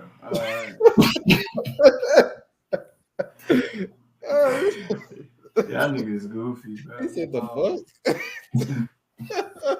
You're retarded. Number 1 team though, I got Kansas City, of course. Second seed, I got the Ravens. Third, I got the Texans. Fourth, I got the Browns. Five, I got the Bengals. Six, I got the Bills. I ain't even want to put them niggas on there because they You got the really Bengals ass. twice? Huh? I said the Bills. Oh, I thought you said the Bengals. I was like, The huh? Bills, yeah. Back to what I'm saying, no, the Bills, they really, I don't know what the hell Josh Allen gonna do, but I feel like he's magically gonna make it somehow. I don't know, like it's Josh Allen, but seven, seven, I got the Colts because shit, that's a sleeping team. That's a sleeping team right there. With Anthony Richardson coming back healthy, you just picked up a Donnie Mitchell. You got a pretty damn solid receiver core out of Michael Pittman Jr. You got Josh Downs. You got a Donnie. Hell, yeah, but they still got Jonathan Taylor at running back. Yeah. Oh shit. Yeah. The fuck, hell yeah. Them niggas gonna be solid and teams to watch out for. Just like I put them at 8. I put the Chargers and I put the Jets. Chargers, I mean shit. I don't know what the fuck we gonna do. He gonna go to Chargers anyway. I feel like it's a development year, just like a just like a like a getting better year for us, like a development year for us, whatever. But I mean, we have a little bit of talent, you know what I'm saying, growing up or whatever. Jets, but A-Rod coming back, I mean, shit. Hopefully the niggas do something. Hell, hopefully he don't, you know what I'm saying. Hopefully he stay healthy, and he lead them boys to. I want to say he can really lead them to like a 6, 7 seed for sure. But yeah, that's my list for the AFC. I think that's solid. A solid list for sure. So for my NFC, my 1 seed, I got the Detroit Lions. That's probably a shocker. Number 2, I got San Fran. 3, I got Philly. 4th, I got the Falcons as my winner in the NFC South. Crazy.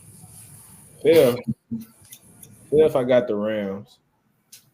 6th, I got the Cowboys, and 7th, I got the Buccaneers.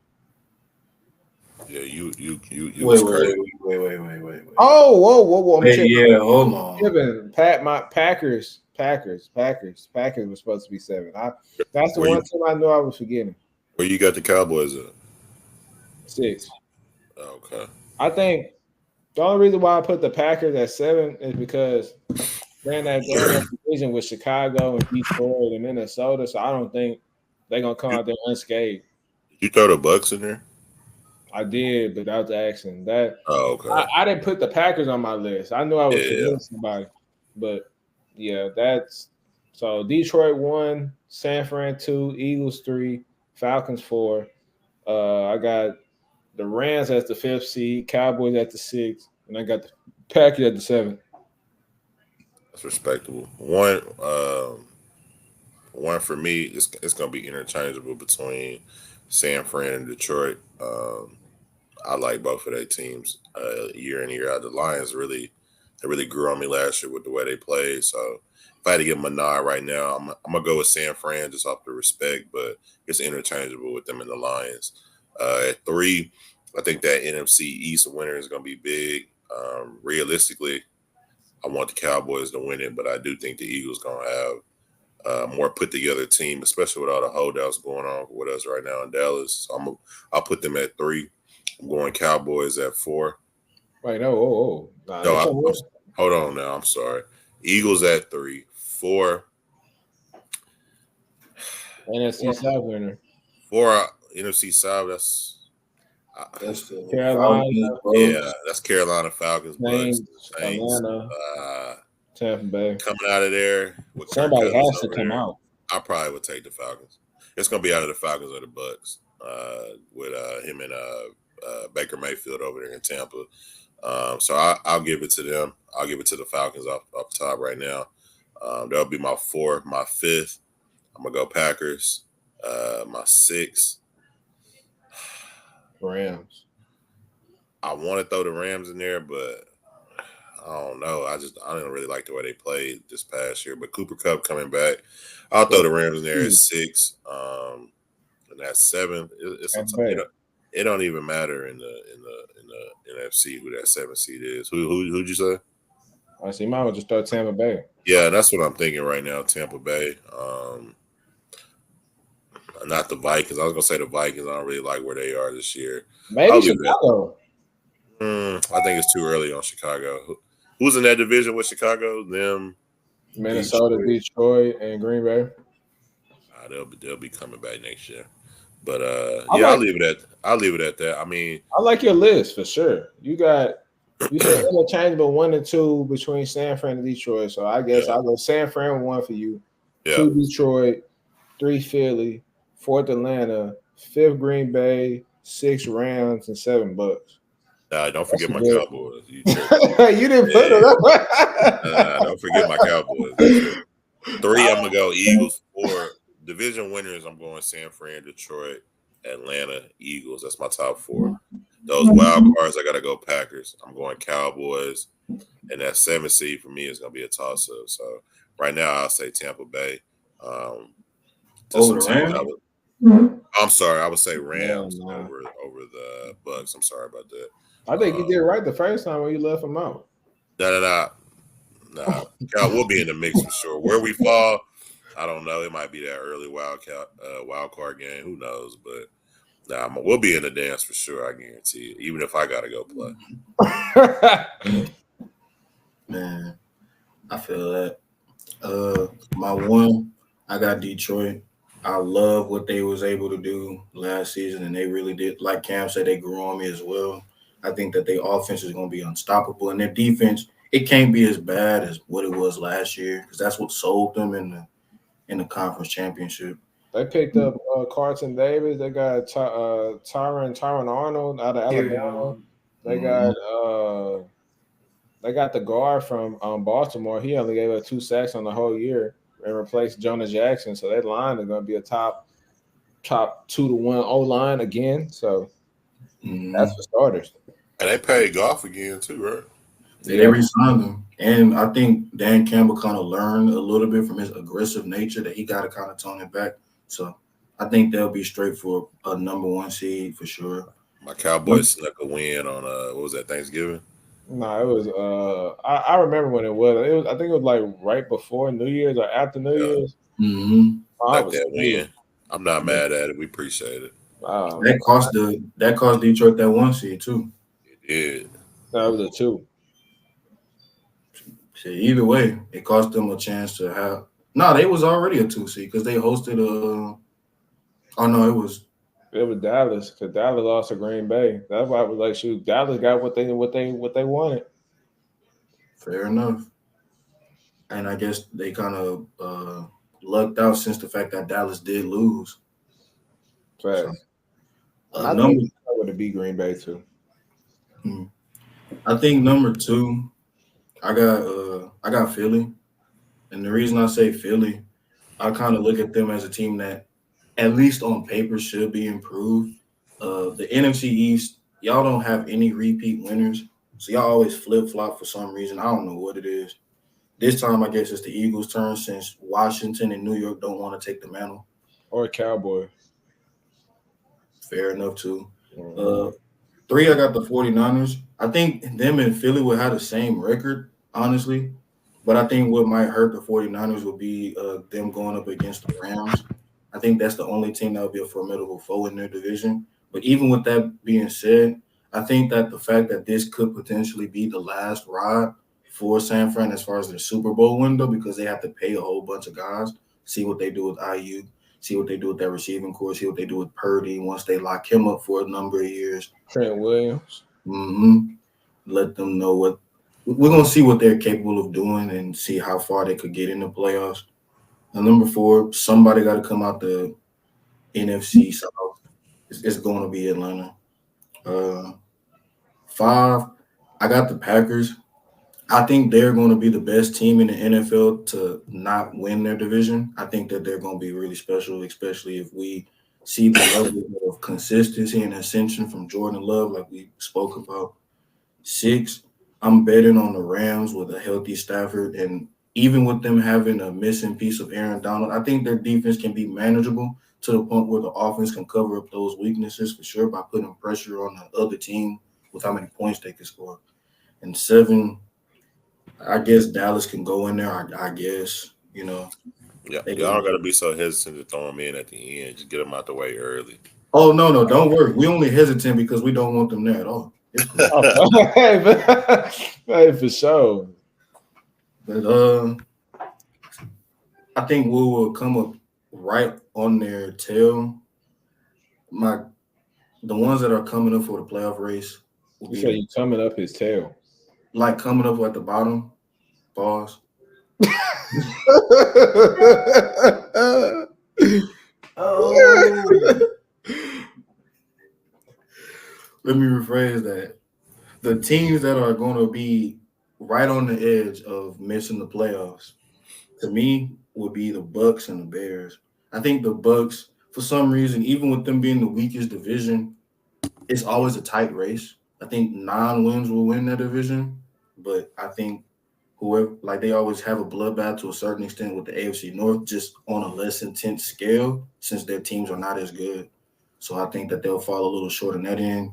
And the Bears, as much talent as they have on offense, I think it's unrealistic to expect the level of production to from Caleb Williams to elevate him the same way that CJ Stroud did, the same way that Joe Burrow did for the Bengals, the same way that Jordan Love is doing for the Packers. I think that that's not something that you could just sit up here and expect off the rip from Caleb. I agree. I agree. Now, and it might be later down the line, but I think a good topic or a good question might be: does that become the standard from rookie quarterbacks? What C.J. Stroud was able to do this year? You know what? And I hate that I agree. C.J. Stroud is definitely him. He definitely played great ball. You know, I got to go watch the playoff game in person. He balled out. Me But too. I definitely think let's not forget about Bryce Young. You know, he had a tough year over there in Carolina. But does it become the standard for rookie quarterbacks to come in and have that type of impact that a CJ Stroud had in year one and be expected to take that team to new heights? Because, you know, granted CJ Stroud came in and had that year this year, but now does that become too much pressure going forward? Like, do we want to put that much pressure on a rookie quarterback just coming in, or is those the expectations that he deserves? Part of me wants to say, like, realistically speaking, no, because obviously nobody's gonna come in and be as good as CJ Stroud off the rip, like every single time. That's a once every blue moon type of player. That's a generational talent. You only see those guys every couple of years. Guys like him, guys like Andrew Luck. I'm talking about CJ Stroud entering the NFL and his level of productivity to elevate his team. You don't see that often. You We don't never, see that at all all. right, we never seen that. We got to keep it in perspective. CJ Stroud has been the best quarterback we ever seen in our life as a I'm rookie in their first year, and it's not even comparable with any of the previous people behind. Like he's a one-on-one case. You I know what mean, I'm we've saying? seen, not to cut you off, but I mean, like, we've seen quarterbacks go to the playoffs in their rookie year and then be an integral piece, just not on the highest level like CJ has. I mean, prior to his injury, we've seen RG3 do it with the formerly Washington Redskins. We've seen likes of Ben Roethlisberger going all the way to the Super Bowl in his second year. I mean, we've seen that level from younger guys and what they're capable of.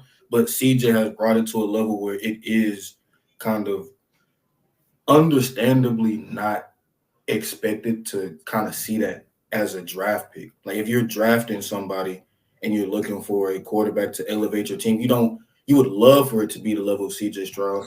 It's not going to happen off the rip. But to answer Cam's question though, I think it is unfortunately going to become the standard because what's crazy enough is that's who you expect to draft. Like when you have a top tier pick, when you have a top overall pick in the NFL draft, NBA draft, MLB, you expect life changing players and you expect life changing production. You don't expect it to happen from the standpoint of whether it's realistic or not. But for every draft pick in the NBA, you want to win Benyama. We expected that from certain guys, even if they've fallen short. They're called busts because they don't produce in that level. If Mhm. Wembanyama is just a regular basketball player who gets a couple All-Stars, then we're probably not going to look at him as someone who fulfilled his potential of being a number one pick in San Antonio because he ain't bring no chips and hardware to the table. He ain't bring no MVPs, no DPOYs, no banners that's hanging in San Antonio right now. If Anthony Bennett was anything other than what he was in Cleveland, he'd probably still have a career right now because he's able to be something that the Cleveland Cavaliers can look back on and think of as, hey, he is not a bust. He is someone that changed life for Cleveland. That's what the Texans look at from C.J. Stroud. That's what we thought we looked at from Deshaun Watson when he was still here. That's what the Bengals look at from Joe Burrow. If they ain't pick up Joe Burrow, then who knows where they would be. If the Jaguars really truly looked at Trevor Lawrence the same way that they do now, then they probably would have been paid him up until waiting until his contract year. It's unfortunate that these players are going to be tasked with having this level of pressure upon themselves because you don't see it as often. You don't see what CJ Stroud, Joe Burrow, guys like that, Patrick Mahomes in his first ever year as a starter elevate these teams to new heights. But every single team wants that guy because they want to be the next team up to hoist that Lombardi at the end of the year. I think CJ, he's a one-on-one case though. I don't think y'all. I mean, I know you was a former Tennessee Titan fan before coming on this side, so you ain't really been keeping up with what we've been having going on over here. But this was a bottom. This was a bottom 5 skill group. We was a bottom 2 team in the league. Like expectations and what we doing, what he did was different. And like obviously players had first year success with the teams they had, but had they had the skill position as CJ Stroud had? No. CJ Stroud elevated Nico Collins. He elevated those guys around him and made them look better than what we even thought they would have been if it wasn't for him. So to say like CJ, like Andrew Luck came in the gate with a T.Y. Hill. And we all know what T.Y. Hill was in his prime. So it's like, let's not sit here and act like C.J. Stroud just came into a great scenario. I think C.J. Stroud came in there as, I mean, he came into a bad scenario and we didn't really expect too much out of him. And he made, I mean, to see what he made Nico, I mean, Nico's a $27 million receiver now. Like, he is an elevator of men. And I think we're never going to see another one of those.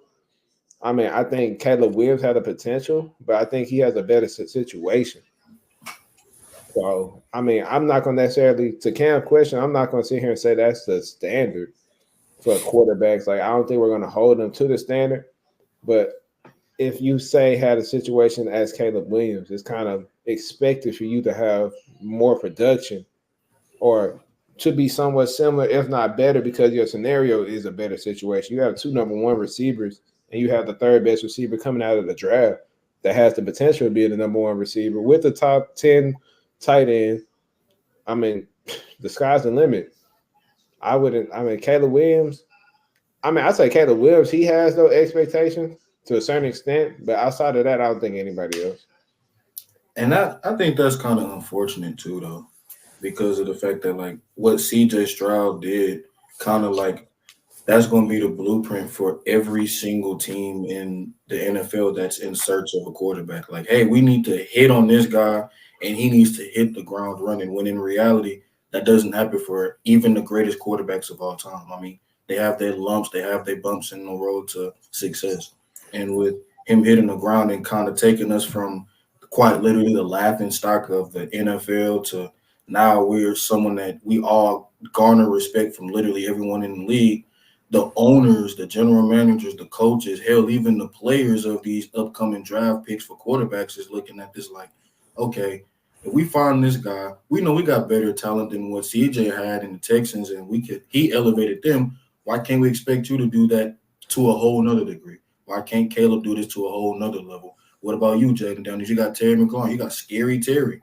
You know, we can sit up here and see you take us to the Super Bowl if the Texans went all the way to the first round. We went past the first round with a winning the division. Drake May. Oh, you say that you want to be a top-tier quarterback in New England. Okay, bet. Say that. All right, let's go. Let's go ahead and see you overcome the likes of Tua and Josh Allen. Oh, wait a second.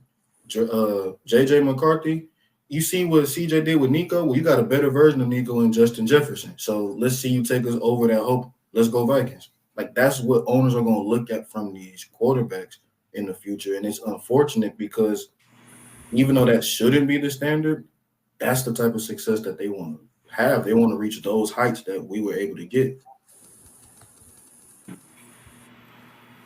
For me, man, NFC, I got number one, I got the 49ers. Two, I got the Lions. It's kind of hard to decide between them. Three, I got the Eagles. Four, I got the Packers. Five, Wait, who? Huh? You said the four, the Pack. They in the same division as the Lions. Oh, for real? Oh, shit. What? So they got to be what? I don't know. If they would be your five. There'll be five. Okay, so Falcons will be four. Your four. Falcons will be fourth. Packers will be five. Six, I got the Rams. Seven, I got Cam. I got the Cowboys. But eight, I say teams to watch out for. I say it's out of the Bears and the Bucks. Those are two pretty good teams. Well, they solid. Pretty solid. So yeah, that's how I feel about the NFC as of right now. So Solid list for sure. I had the Cowboys out, but I mean, I almost did. This close. But somehow. We'll see what happened this year. I tried to tell you about the Packer game, and you didn't want to listen to me. What happened? You did. You did. You definitely did. I'm surprised we had no static about these lists at all. I mean, shoot. When I come with heat like that, I mean, it's hard to rebuke facts. You see, you just going with the flow. It is what it is. It is what it is.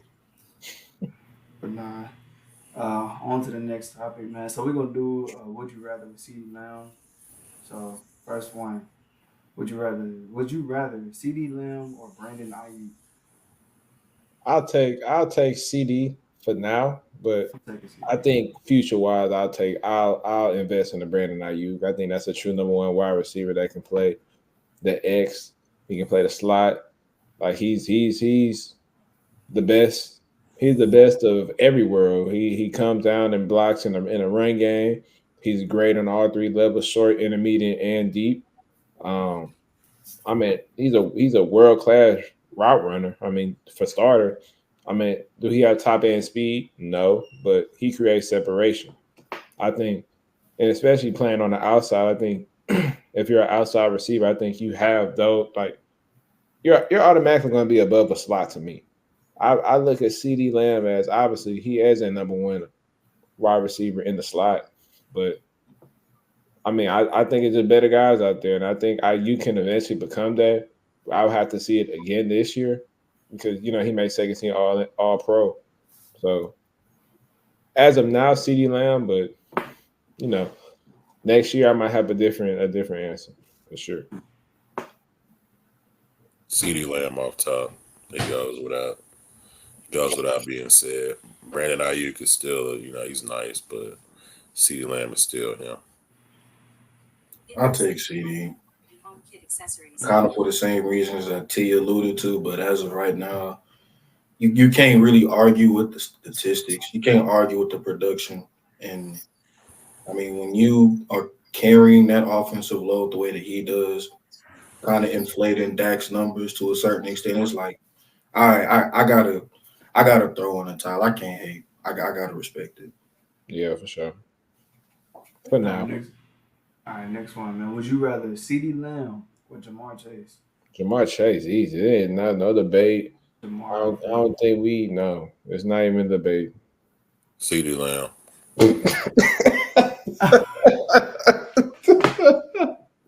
Oh, I knew you was gonna do it. They do the same thing. No, they don't. They do the same. You can put CD. You can put CD outside. You can put him in a slot. You can put him. It's the same productivity. I think. What does Jamar Chase do more than CeeDee Lamb? Everything. I think they're the same receiver that has to do the same things. If not, I would say CD is better Jamar Chase got T. Higgins and he had Tyler Boyd. I mean, you alluded to CD having Amari Cooper, and Yeah. And granted, he definitely, but if we're going off of the last, when I say Amari Cooper, that was CD's first 2 years in the league. I think this is going on to be CD's 6, maybe. Don't quote me on maybe 7. I could be wrong, but I'm just going off like the last 2 to 3 years and the productivity I've seen. I feel like it's been the same, neck and neck. Okay, if you feel like the production is neck and neck, then we'll put CD over the top. Like, what if they're right here?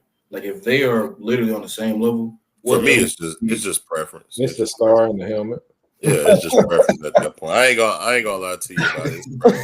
But I definitely think that they're both great receivers. They both can be used in multiple ways, whether that's in the slot, the outside. They both shown that they could, get busy in either or. But if I gotta go out personal preference, I'm a Dallas Cowboy, man. I gotta go CeeDee Lamb. Man, CeeDee Lamb, bro. I don't understand why CeeDee Lamb gets all this slander. Is it because he plays for the Cowboys? I mean, I don't necessarily. Because I think any team in the league would love to have a receiver going for 1,800 every year. I mean, he did it 1 year, so I'm like, hey, Jamar Chase is a top, like, he's the best receiver in the league. So I'm like, to say CeeDee Lamb is even in close the league. Wait. Whoa, We're not getting back into this, bro. Yeah. Don't get me started. Hold on. We ain't gotta get started, but I'm just trying to speak the facts. I mean, Jamar Chase. I mean, you can't tell me one weakness in Jamar Chase game. He's good deep threat. You can't tell me one weakness in CeeDee Lamb's game. CeeDee Lamb isn't as explosive as Jamar. He isn't as fast as Jamar. He isn't as dynamic as Jamar. He doesn't have better hands than Jamar. He's not better at the point of catch as Jamar. I think Jamar still had more yards than Jamar. Yeah, he had a starting quarterback, and Jamar had to play with a backup for majority of the year. I mean, that alone can decrease your productivity and what your stats look like at the end of the year, especially with Dallas having CD operate out the slot, killing every matchup.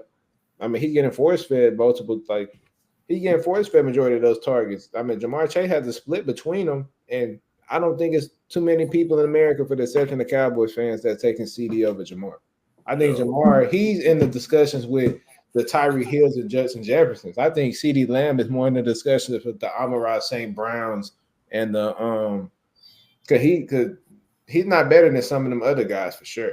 I just think top 3 receivers in the league right now, and nobody can get into that list for the exception of one guy. Is Jettas, it's Tyreek, and it's Jamar. And then obviously I got a 4th, but I'm not going to say who the 4th is because he's on the list that we're talking about. But I think those 3 guys, are interchangeable at 1, 2, 3. I mean, my preference is Jamar, but I can't wait to revisit this topic once football season comes around. We get to see those stats start to pile up, So I'm not gonna say too much about it now. But hey, y'all want to see a good receiver? He wears number 88 in Dallas. I think he's one of the best in the league. Man, it ain't too many receivers that's better than CD in the league, but Jamar Chase is definitely one of them. I can't hold you. They ain't even close. We'll revisit it. Hey, just give it about 6 weeks, 7 weeks. We'll see where they stand. But I'm not saying Jamar Chase isn't a good player. Don't get me wrong. I think he's a really good receiver. LSU they put them boys out there, but CeeDee Lamb is CeeDee Lamb. All right, next one, man. Would you rather CeeDee Lamb or Amon-Ra St. Brown? Oh, I'm taking Amon-Ra all day. I think Amon-Ra. I hate his name. Is like, hold on. Would you rather CeeDee Lamb or Amon-Ra St. Brown? There you go. Damn. I think it's St. Brown easy. I think CeeDee Lamb. I think that's a real close one, but it's just preference. It's like, what slot would you prefer? And I like Amon-Ra St. Brown better, bro. Like, CD is a great route runner, but Amon-Ra St. Brown is like route running technician. He can run routes. He can catch. Hell, he's elusive as hell. Like he low key kind of fast too, a little bit. Yeah, Uh, I think if you're looking at the best slots in the league, I think Amara does at a higher level than CD. Not necessarily taking nothing away from CD. are we talking about best receivers? Or are we talking about best slots? I mean, true, CD is a slot. So I mean, that Uh, like, uh, I'm like what we talking about? Like CD's a uh, slot. uh. Nah, go ahead. Continue. My bad. Go ahead. Nah, but I think Amara, he's just a better receiver. I think um you can't necessarily I'm just saying from my personal perspective, I think bang for my buck, I'm taking Amara over CD. It's nothing like they both kind of do the same thing in a way. I think Amara does at a higher level. And that's obviously a little bit like CeeDee Lamb is he does stuff at a high level too, but he getting a lot of these targets. And not to say Amara isn't, but if you want to look at how much CD's getting targeted compared to these other receivers, it's night and day. So I think now out of the three that we've done so far, I think this is the most evenly based comparison as far as like what each receiver does. Me personally, I'm gonna go CD. I'm a Cowboys fan at the end of the day, but let me speak to Amon Ra first. Um, I think the Lions offense and the Cowboys offense was two totally different type of offenses this year. The Lions more so use Amon Ra on a lot of crossers, a lot of quick outs. He never really ran it. I think the deepest I've seen him run a route is maybe a 15-yard in across the middle of the field. Over there, they got Jamison Williams as that deep threat guy. I think for him, it's just get that ball, make a guy miss, and run. So I think for Amon Ra, his usage is way higher than CD. So I think he's able to make an impact more on the game. I think it's noticed more. But with CD, I feel like he kind of has to do a lot of everything. And I think it's kind of hit or miss in some situations. But I'm gonna go CD, but I do like Amon Ra's game a lot. Amara, I mean, CD had 181 targets and Amara had 164. So I mean, as Yeah, far but as we're targeting. But keep in mind, you moving CD inside, you moving him outside, all across the field. So Amon Ra mostly lined up in that slot. And to be honest with you, it's the easiest place to get the ball is in the slot. yeah, that's what CD does a lot. A lot. It's easy to get the ball in the slot. And watching the Lions play this year, a lot of Amon Ra's routes were crossers, a lot of choice routes, a lot of trails, a lot of just fitting in between those zones, catching that ball and running. And I think he's really, really good at it. Now, is he top 10 in the league? I would Yes. say so. But I just continuing to see that Lions offense develop and kind of grow into what they are. I think Amon Ra definitely is going to have a big shot at being one of those top 5 guys eventually in the league. I think this is the most even matchup so far. For sure. I think previously when we ranked receivers, I had CD as high as like number 4. Yeah, Yeah. I told you get tested. I mean, for the sake of consistency, I don't want to sit up here and look like a hypocrite. So my hand is kind of forced. So I'm a stand-up guy. You know where I stand. I'll change my mind once the season starts. Go CD. That's it. That's it. Hey, that nigga is funny. Oh my god. All right, next one. So, would you rather CeeDee Lamb or AJ Brown? AJ Brown, like let's come on now. That's a true cut X receiver on the outside, getting your best cornerback every game and getting double team multiple times a game. I mean, CD he's getting in it too, but CD that slot.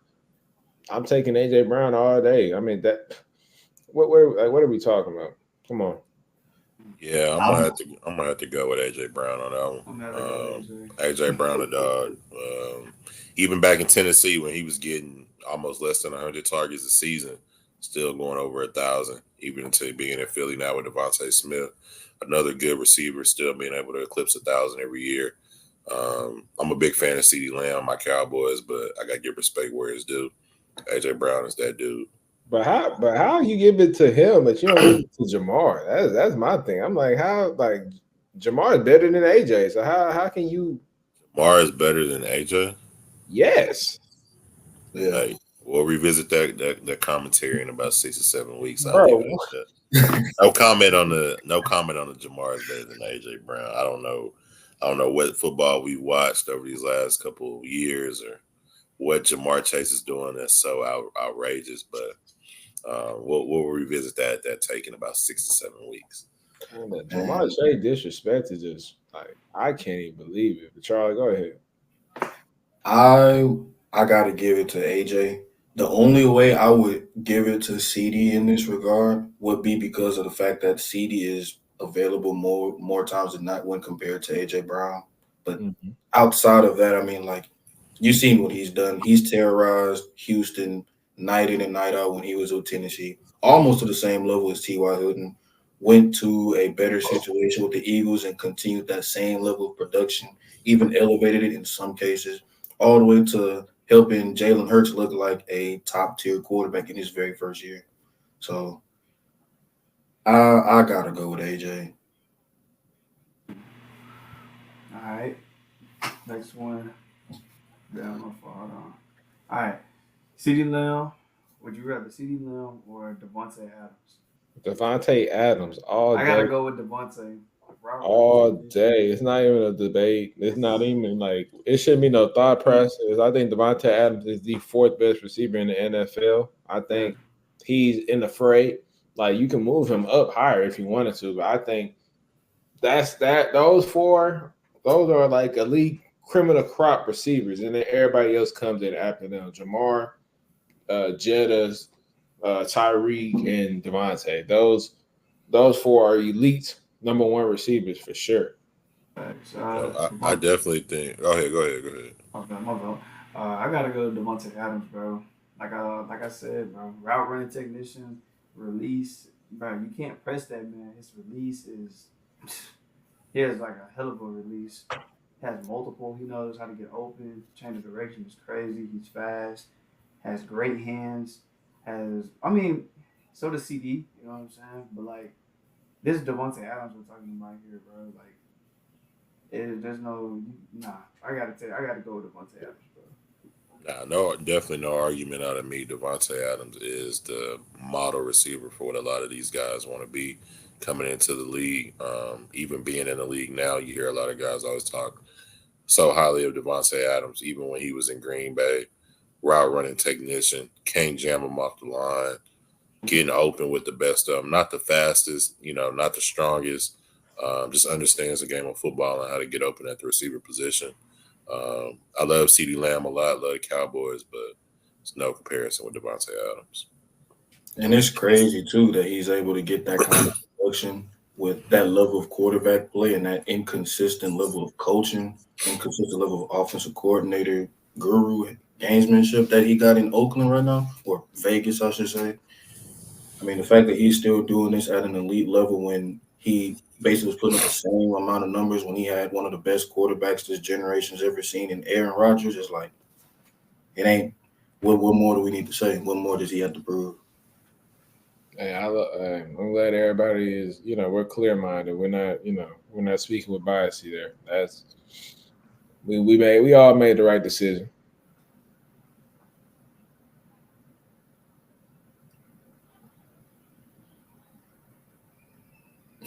Hold on real quick. Wait.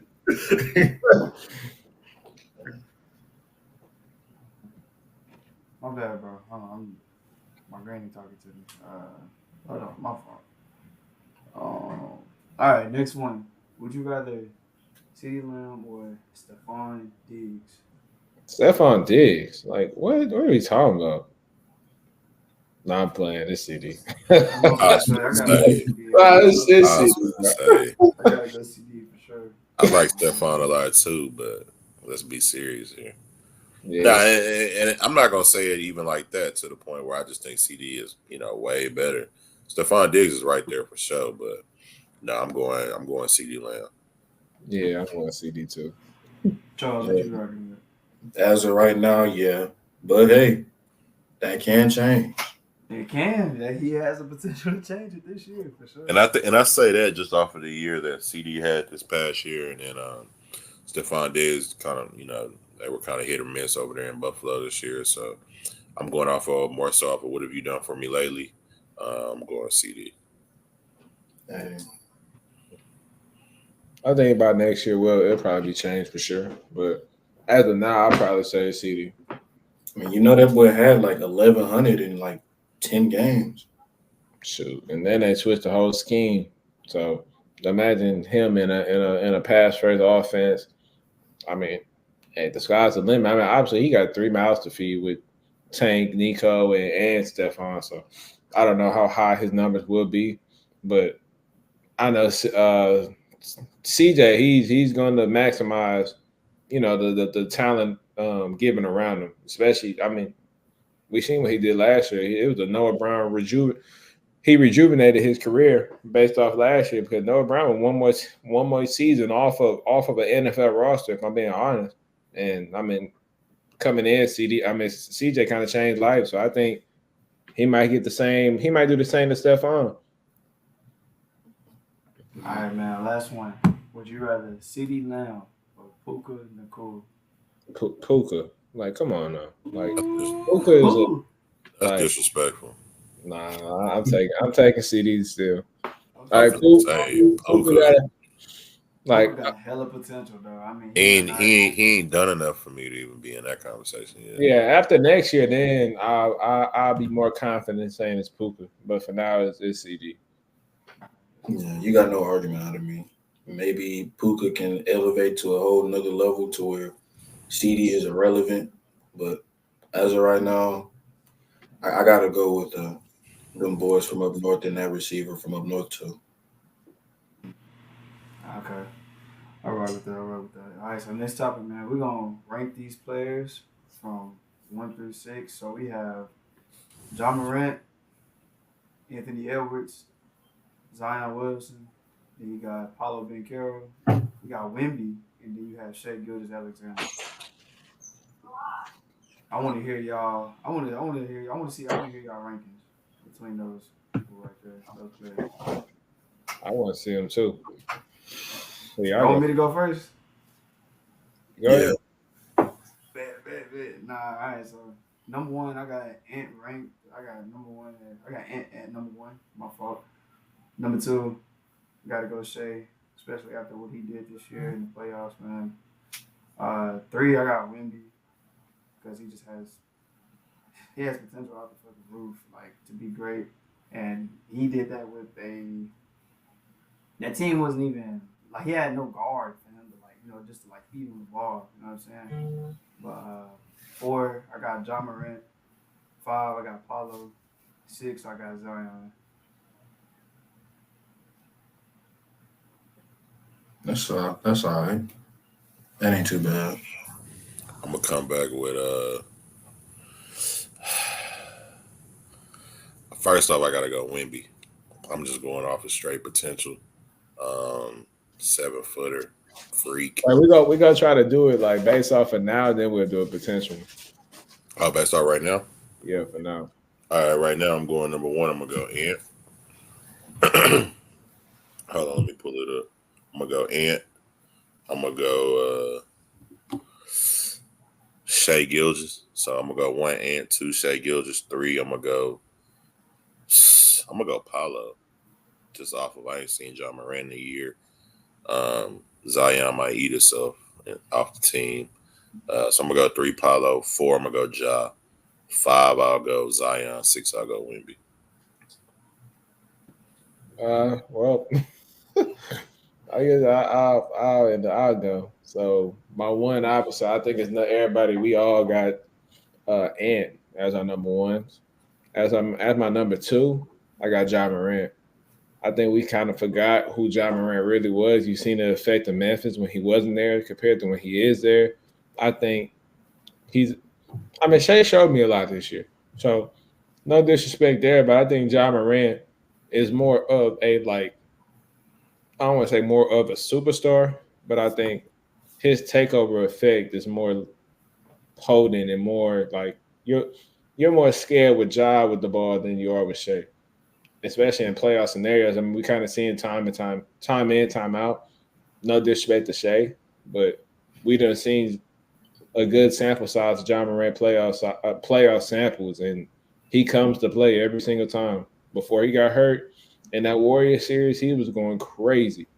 His first series against Utah, he was going crazy. I mean, he had so many good multiple playoff series, and just to say he'd missed a year, I still like I didn't forget the last time I seen John Morant on a basketball court. I think he's a top 10 NBA player. So I think we have to put Ja. I'm putting Ja at second. As my third, I'll put Shea. My fourth, it hurts me. I'll put Paolo. Paolo as my four. Wemby as my five, and I got Zion as my six. Now, based off of potential wise, I'll probably go one Wemby. I'll go two. It's like one Wemby, two and three Paolo, and then four. I'll probably go Ja. Then our fifth would be Shea, and six would be Zion. Off a potential base. I agree with that. Yeah, I rock with that. See, for right now, I got one. I got Ant. You can't really argue with it with how he looked in the postseason and his ascension. Two, I got SGA. I can't really argue with that either. Three, kind of alluding to what T said, you can't really forget who Ja is. I mean, he's a playoff rouser, and when he's away from Memphis versus when he's on Memphis, like away from Memphis, they are a bottom 5 team in the league. When he's on Memphis, they're debatable top 5 in terms of what they're capable of doing in the regular season, and a true life title contender because of how they're constructed. I got number 4. Even with his short sample size, I got Wemby. I mean, his defensive impact and him just off the rip. We've seen rookies come in the league north of 20 points, but we've never seen any rookies come in the league and be debatably the best defender in the league off the rip, like from the start of their career. And that's impressive as hell to me. Number 5, I got Paolo. There's no disrespect to him because he did take the Magic to the playoffs for the first time since the DJ Augustine days. And for any Magic fans that's out there, it's kind of tough. But And that people don't know about him. He DJ Austin went to hot tub. Sure. He did. And number 6 is no disrespect to Zion because all of these guys I feel like are at worst case scenario all-star level players, but somebody got to fill out the bottom. For projections and potential, 1, I got Wemby. Honestly, my list didn't change much at all. From 1, I got Wemby. 2, I got Ant. 3, SGA. 4, what? Off of projection and what they're capable of doing. Oh, you're a sick man. No argument from me there. SGA is a dog. Heck no. Projection. I don't think that he'll get to another elevated level, but the level he is already, I mean, he's an MVP candidate. He's one of the top players in terms of what he's capable of producing on the offensive and defensive side of the ball. And he is elevating that Thunder team to a position where we're realistically thinking about, hey, are they the betting odds to win the chip? Are they capable of dethroning the Nuggets from their reign on the Western Conference? Can they knock off the Timberwolves? Can they steal the crown from Boston? Can they do all of this and all that because of not anybody else on the team, but because of him? Like he's that guy for OKC for sure. But how can you look at Paolo Banchero down the road and say Paolo it would not be a better player down the line than Shea at its fullest potential? Because we're going off the potential. You put Wemby at number 1 for a reason because of the defensive top, the terror here. He's going to reign on the league for years to come. Also, with his offense picking up and him being able to handle that physicality and being stronger and being able to, we don't even have to go into Wemby. We know why Wemby's your 1. And I mean, that's a top tier, like two-way player, elite on both ends of the floor. And, obviously we think he can reach another gear, but Shea is kind of like, let's be honest, like, I feel like this is Shea's peak. Like, which is not bad. I don't think it's no disrespect, but I think every other player that's on this list, we haven't necessarily seen their peak. Like, I think it's safe to say, nigga, Shea is not getting any. I mean, I could be wrong, but off of my projection, I don't think Shea is getting any better than what he is right now. And Shea's a top 10 NBA player, so I don't find that disrespectful. But I think we haven't seen John Morant peaked out yet. I don't think Anthony Edwards has peaked out yet. Wemby, we know he's just a rookie. We know Paolo is a second-year player. But I just think every other player on this list, for the exception of maybe Zion, but like even still, we haven't really seen Zion at peak form. So like we don't like. I feel like Shea is the only realistic candidate on this list that we could say like, I don't think we getting no better than this. Like unless Shea comes out and shoot 40% from the 3-point range, I don't see Shea elevating his game to another level. My argument for that is the way I kind of look at it. I'm basing it off of projecting the rankings of not their ascension per se, but their projections of how good they are comparison to everybody else that's on this list. So even though I'm projecting all of these other guys, I agree with you. SGA, I don't think we're going to see too much of an elevation from him as opposed to the likes of like Apollo, as opposed to the likes of a Ja. But his current peak, I don't think that those other guys will surpass, if that makes sense. Oh, that's disrespectful. It's not necessarily me trying to be disrespectful. It's just from the standpoint of like, even with what we got from Paolo in his second year, it's hard for me to put my chips on the table expecting him to be a 30-point plus per game scorer on the Magic, at least from my opinion. It's not necessarily me trying to disrespect him and his capabilities. It's just the way that it's kind of tough because Paolo, he is you look at the type of player he is, the type of build he is. He is definitely he's a three-way scorer. He can score inside, outside, and inside the mid-range for sure. I kind of look at that from the standpoint of obviously his game is not predicated on the free throw line as much as you harp on SGA and how much you hold that in critique for him. But with that being said, it's kind of tough for me looking at the Magic and him kind of taking them to the heights that we expect SGA to go to with OKC. Obviously, they're better constructed than Orlando, but in terms of what they're capable of doing, I feel like I attribute more of that towards Paolo having obviously a weaker conference. Obviously, he's going up against weaker competition once it comes to the postseason. And if he's capable of attracting stars to play with him down in South Florida, then, hey, that's cool. It is what it is. But I feel like SGA is doing it on a higher level, on a more difficult scale. That kind of attributes to why I feel like he'll be a higher projection, at least in my opinion. Okay. I can respect it. I agree. I feel you. Mari, did you go? Yeah, I said my 6. But the potential part, I didn't say nothing about it. I mean, No, you don't have to. We just kind of, went on that on our own. Yeah. But all I'm gonna say is Wemby has the most potential out of all of these players. No cap. That's what I say. Wemby has record-breaking potential. For real. Like, shit we never seen before type of potential. So, hopefully he achieves it. Yeah. But hey, man, that's a wrap for the episode 18 of Check the Stats podcast, man. Charles, Mari, appreciate you. Cam, I appreciate you coming out doing another episode with us, man. Sir. Yes, sir. You already know what it is. If you need the facts, come check the stats.